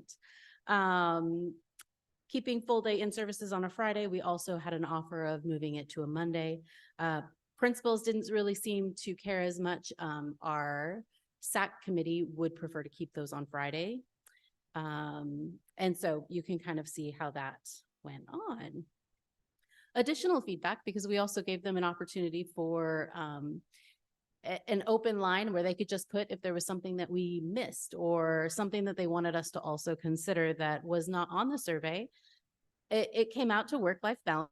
You're hearing a lot of similarities from the survey that Dr. Doozy just presented, also to the calendar survey. Prioritizing adequate breaks to support teacher welfare, avoid too long of stretches without days off. That's really what they're talking about, is that fourth quarter from after spring break. You've got assessment in there, you've got all of April, and you've got May, and there are 0 breaks at all. And so that's just a long stretch. And so I think that that's kind of what they were talking about. That also meets the data that they were sharing with the a la carte menu. Also a holiday alignment. They definitely were hoping for a Friday before winter break. We did look to see if that was feasible because we do know that student attendance is much lower on that Friday. However, it became very difficult to honor the Friday before winter break and an April recess. We had to pick one or the other. Looking at the calendar and talking with our teammates and our admin cabinet, we decided that the April recess might be a nice little break right after testing. Another thing that came up was administrators really liked a 2-2-2 calendar, which is 2 weeks at spring break, 2 weeks at Christmas, and 2 weeks at fall break, spring break, Christmas. The problem with that is assessment, and that impacted our Azella assessment, that impacted assessment for our students with IEPs, and it also impacted Director Owens drastically. And so we looked at that and we just said, we just can't offer something like that. It would really cause some chaos for trying to get those things done in a timely manner. We also wanted to promote consistency and predictability for families with every Wednesday, and that really came from the staff and the principals. And then modified calendars, they were looking at that modified year round, which I just kind of shared about the 2-2-2, and also 4-day weeks came up in that conversation as well. When we were looking at that calendar option, we did make sure that it meets all instructional minutes and hours, and it does. We are well over the required ADE requirements for our grades. So if we were to go to every Wednesday early release, and if we were to keep that calendar that we've presented, it does meet those instructional hours. One other thing that I will add, going back to that calendar, it does offer 180 days for students, and it does offer 186 days for staff, which is what we've always had. We did not decrease those numbers. All right, so when looking at implementing a Wednesdays every Wednesday, we really want to look at what we've been able to do with those Wednesdays so far. So keep in mind that we've been collecting data since we started at the beginning of this year with what we're seeing. And then we also had a comparison with what we saw last year. So the first pie chart shows you scheduled observations that year. And where those were all scheduled site visits and really looking at where they were in the stages of the PLC process. So when you look at the stages of the PLC process, it goes from stage 6 all the way, stage 1 all the way to stage 7. And what we want, our ultimate goal is we want teams getting to that stage 7, which is doing it all, because they're getting through the whole process of planning together, creating that common formative assessment, analyzing those results, differentiating their follow-up based on that results, and then reflecting on their best practices and learning from each other. So that's our goal of that collaboration time. And that is the ultimate best practice of why the professional learning community work moves student achievement at a higher level and a faster rate.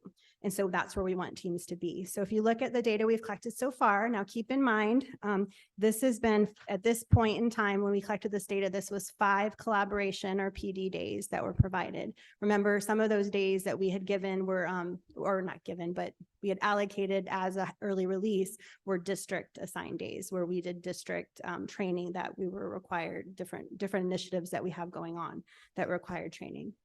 Yeah, professional responsibilities was also in there where teachers had that time to work on their report cards and parent communication and all those things that come with the art and science of teaching.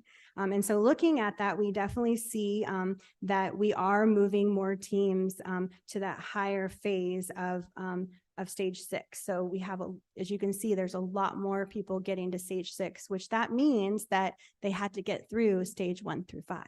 So just keep that in mind. So really exciting to see, and just, not very many collaborative days. And I'm really excited to see as we keep visiting. Our visits also have not been announced as they were last year. We've popped in, visited kind of, hey, we might be in this week. We've popped into different PLCs, different grade levels. So as far as that data, I really think it's a good reflection on where our teams are at with their PLC process. So if we're talking about taking more hours of instruction on those Wednesdays and allocating them to early release, I want the board to know and the community to know that we have goals for that. That what we want to accomplish by using that time. So one is we want to increase the professional responsibility time. And this is a direct action step that we believe will help our teachers feel less overwhelmed and have allocated time to finish the professional responsibilities as a teacher. So by adding the additional, it's a 9 days total that we'd be adding. If we want every Wednesday throughout the year, it'd be 9 additional Wednesdays to what we have now.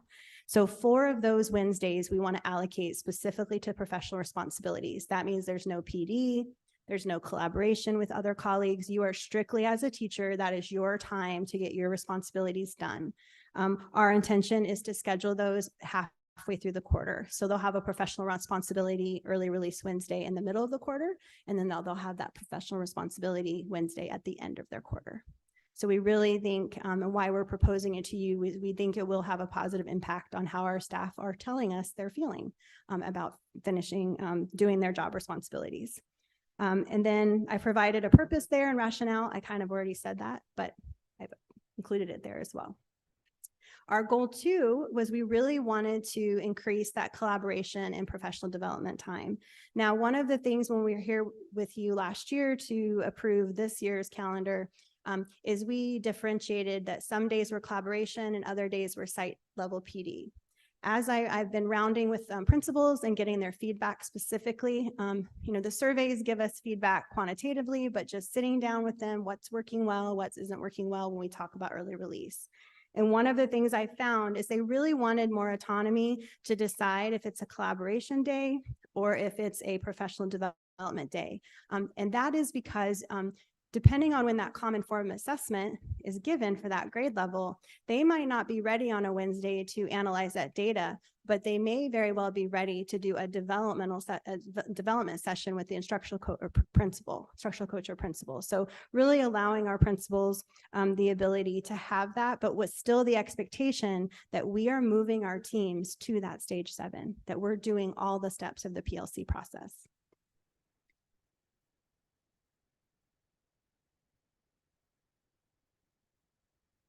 And then the last thing I'll comment too about the professional development time, because we also considered just saying collaboration and just letting principals decide if they want to do development with collaboration, but we really wanted to hold fast that it's really important to continuously develop.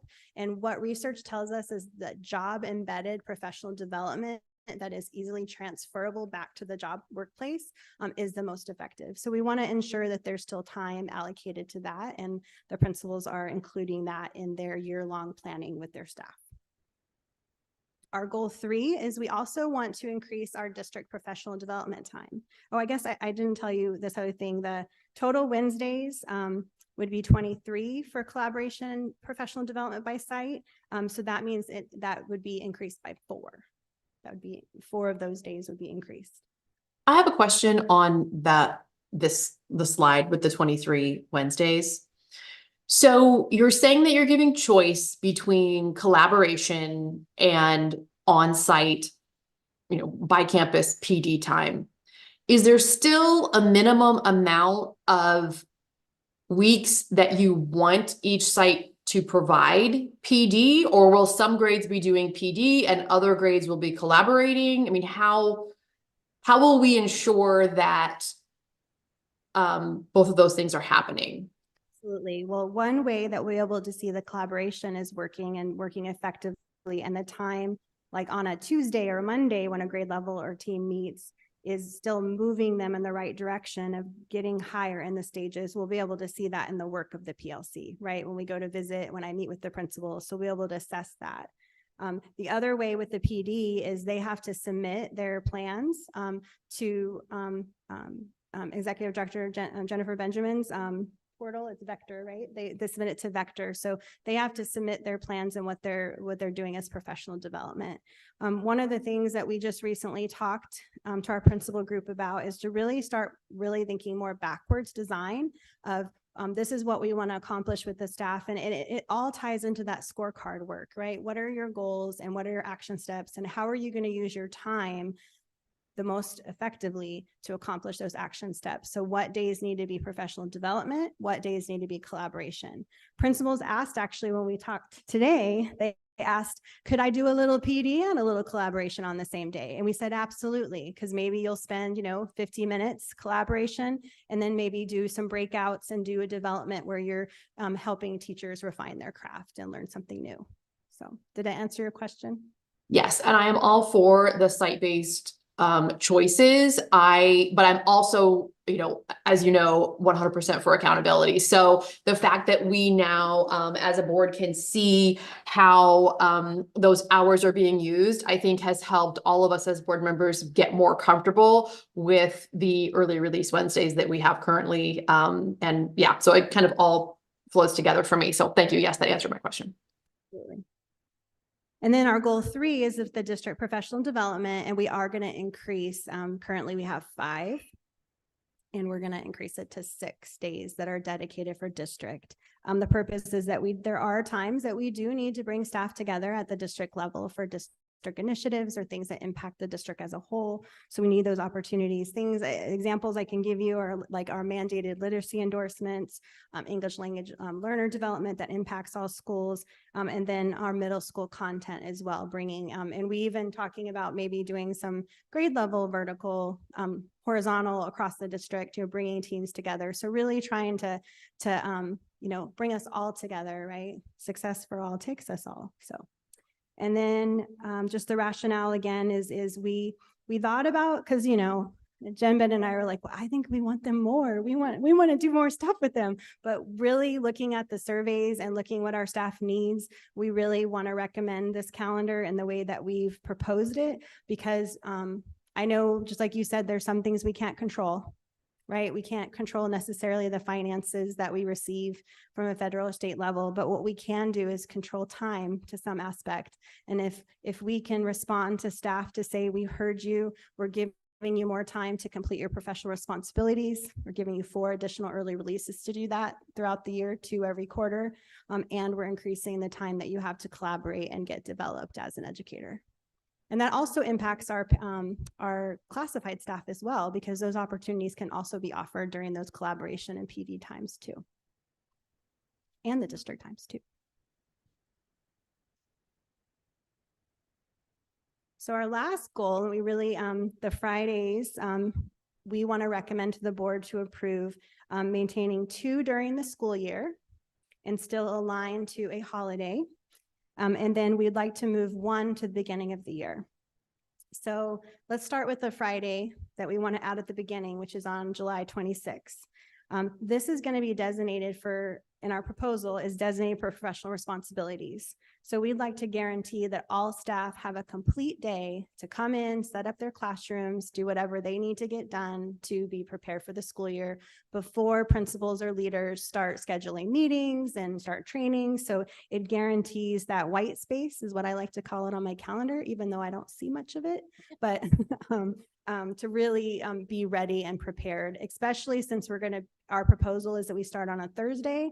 That means that our open houses would be, earlier in that week. And so really making sure that teachers feel confident about their learning space and feel confident to meet their parents on open house. And then the Fridays we'd like to propose to maintain are actually August 30th, which aligns with Labor Day, and then July 17th. I'm sorry, I'm already putting this in July, January 17th. So, and the rationale of why we selected those 2 Fridays is because we'd like to save those days as data dives, because our staff will have on August 30th, that full day Friday. They'll have their data from all our pre-assessments that we do as a district. So really dedicate that time so teams can sit down, they can go through their data and really make some decisions. They can also look through their ASA data. So all that data can be just a complete data dive analysis and action steps, and also writing their goals as grade levels. In January, not July, January 17th, the reason why we asked to propose to keep that Friday is because we would like to recommend, well, we want to move, and we've heard this from our principals during rounding, is moving the testing for benchmarks before winter break. Right now, we do them in January after we get back from break. Historically, there was a time that we did do them in December, and then based on feedback, we moved them to January. So we'd like to move them back to December. And our rationale is that we'll have that data analyzed and ready to go. And then that January 17th date can again be a data dive into that mid-year assessment to get the quarter going and identify what action steps need to be taken.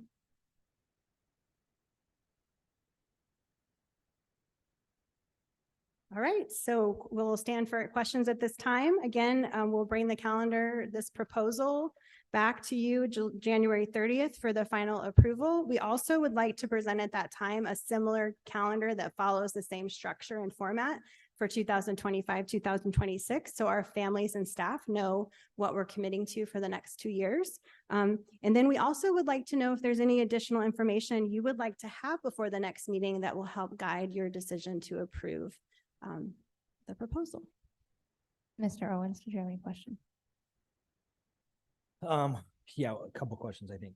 And this is something that we've discussed previous years.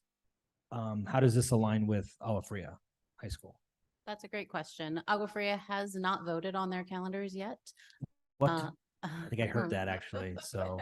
I did ask when they were doing that. They thought that it would be later this month, but they had not, we have not seen those. I've seen some of the examples that they have put out, and have been bugging a few of the people that I know very well over there to see. I'll bug them too then. Please do. From what I've heard, there were 3 different possibilities. 2 of the calendars were 4-day calendars, and then 1 matched very similarly to what we are proposing. And they did put a survey out to families about that. Yeah, I can't imagine the holidays are going to be too different. I think it's, a deviation of a day off or an in-service day or something like that. I am strongly in favor of doing the everyday Wednesday. I think it provides consistency for families, so they're not, is it this Wednesday? Is it not? And I want to choose my words carefully here. The reason we are doing early release Wednesdays, right? We are asking parents to find childcare for their students, for their children. We're asking, that's less instruction time. And we're doing that for teachers, right? Because you've asked for it. Survey results have shown that you feel like you don't have enough time to do everything. At this point in time, I think with this calendar, there's no more time we can give you, right? There's no more. So, we're giving you a day to set up your room. If you do it quicker, cool. That's extra time that you either don't have to do anything or you do something else. And I know so many teachers, and I've been in some of these classrooms, and it's like, wow, there's no way you did this in a day. Right. So maybe, how do I say it? I don't want teachers to, how like you start out so excited and you do things, and then by the end of the semester, or just the end of anything, right? It doesn't have to be a teacher. You're like burnt out and you're wiped out and you're like, oh, resentful. And you kind of like, you did some of it to yourself, right? Like, I don't want to see that either way. And I don't even know where I'm going with this, honestly.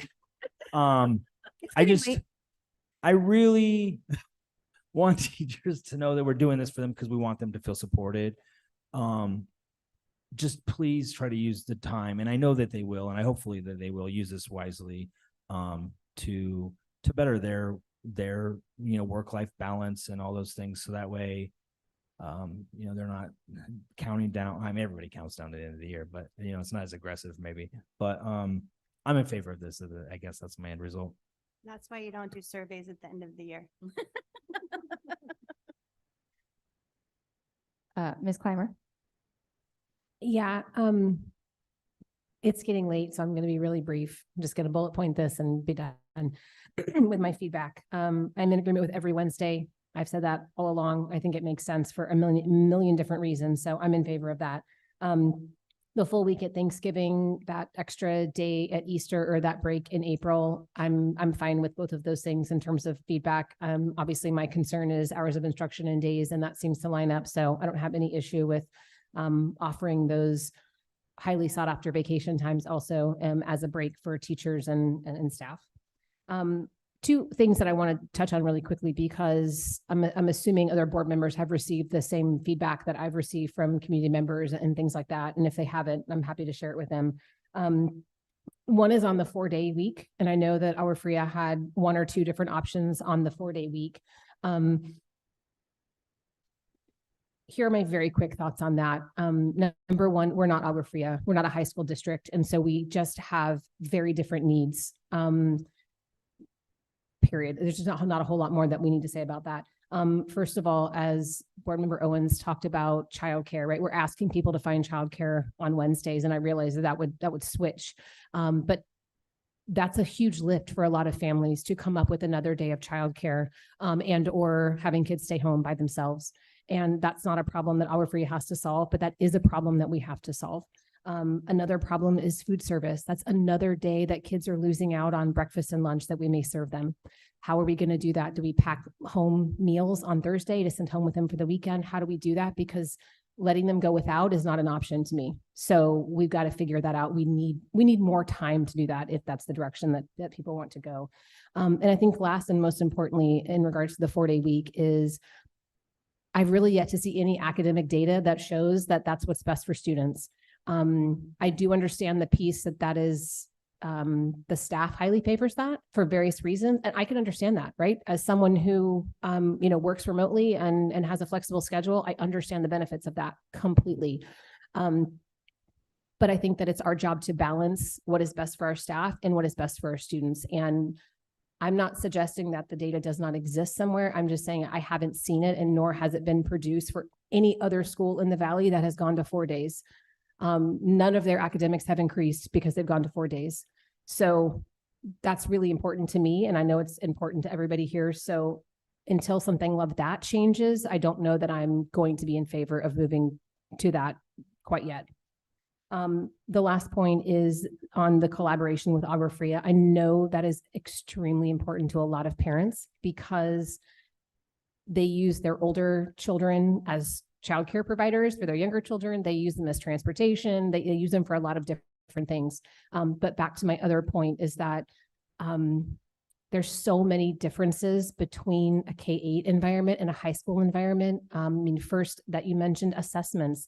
They don't do the same assessments. They have a much more flexible schedule, and they don't have to get 11,000 students through weeks and weeks and weeks of various assessments.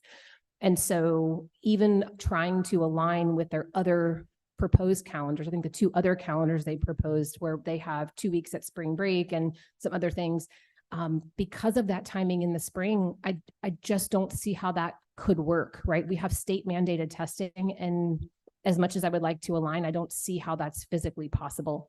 So for those people that are disappointed that we can't do that, I would say, I think we're here to collaborate with, but that hasn't been an option given to us from Our Fria. And so until they have their calendar set and ready to go, and we have our calendar set and we can try to create some overlap there, I think that we have to do what we feel and the schedule that you've created, I think does that. So thank you. Ms. Moran? Yeah, I have one question and then a comment. So my question is, on the calendar, there are 4 days that are designated as parent-teacher conferences, 3 in early October and 1 in January. Just for clarification, are those all 3 going to be early release days? Yes, we do have those as early release days, just keeping that consistent with what we've done in the past. We Okay. did, this year we moved that January parent teacher conference to a Wednesday though, so that it wouldn't have that impact on families, that it was that consistency. It would just be those October dates so that teachers had the time to meet with all families. Okay, great. I also appreciate the full week. I'm not going to have any students at Litchfield, but I appreciate the full week at Thanksgiving and starting on a Thursday. I'm really curious to see how that's going to work out. I think it's going to be a positive, so I think that's great.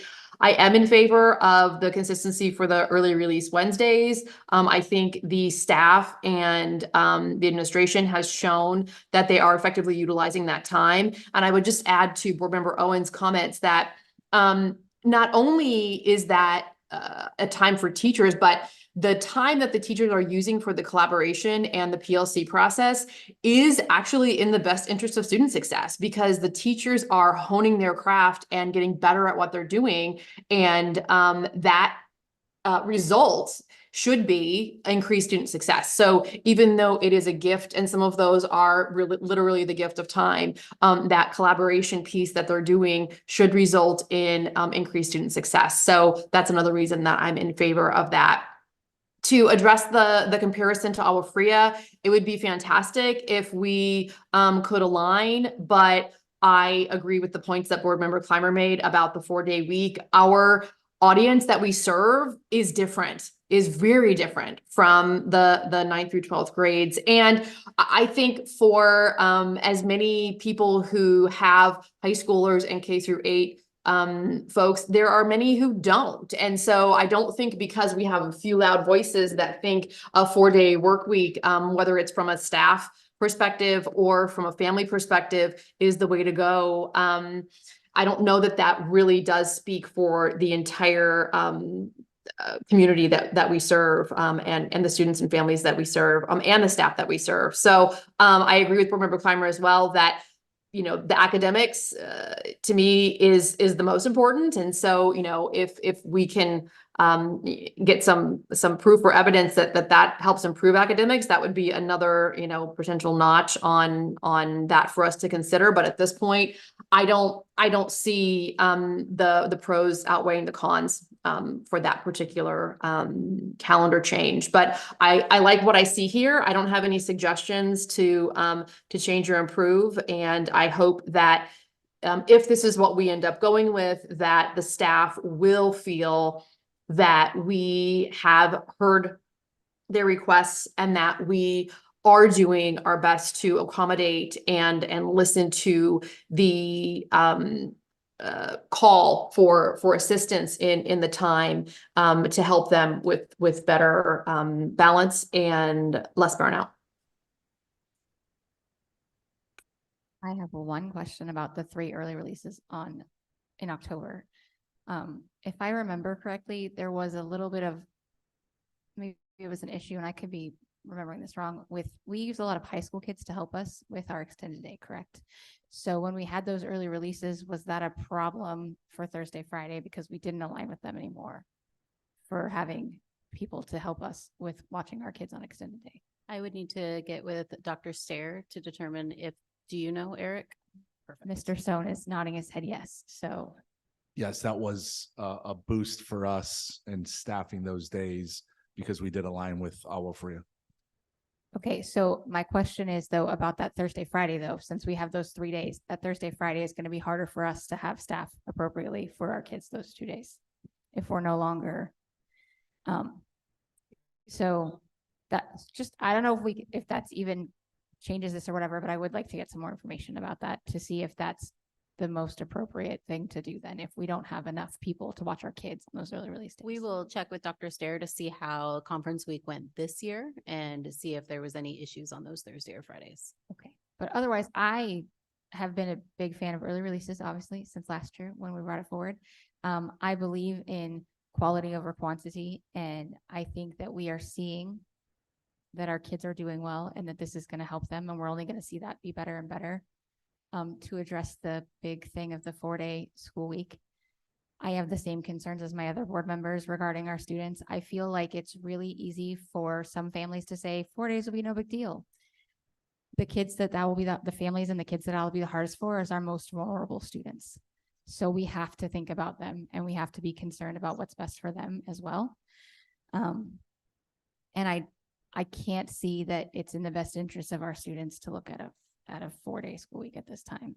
But I think that this does take into account a lot of the things that our staff is talking about what they want, while not necessarily giving them everything, obviously, because we can't. So I appreciate that you have worked your magic to make this schedule be as many things as possible to give our staff as much time as possible while not taking away from the quality that our students are getting, and our students are still getting what they need in addition to the academics, but the other things that they need from school as well. So thank you.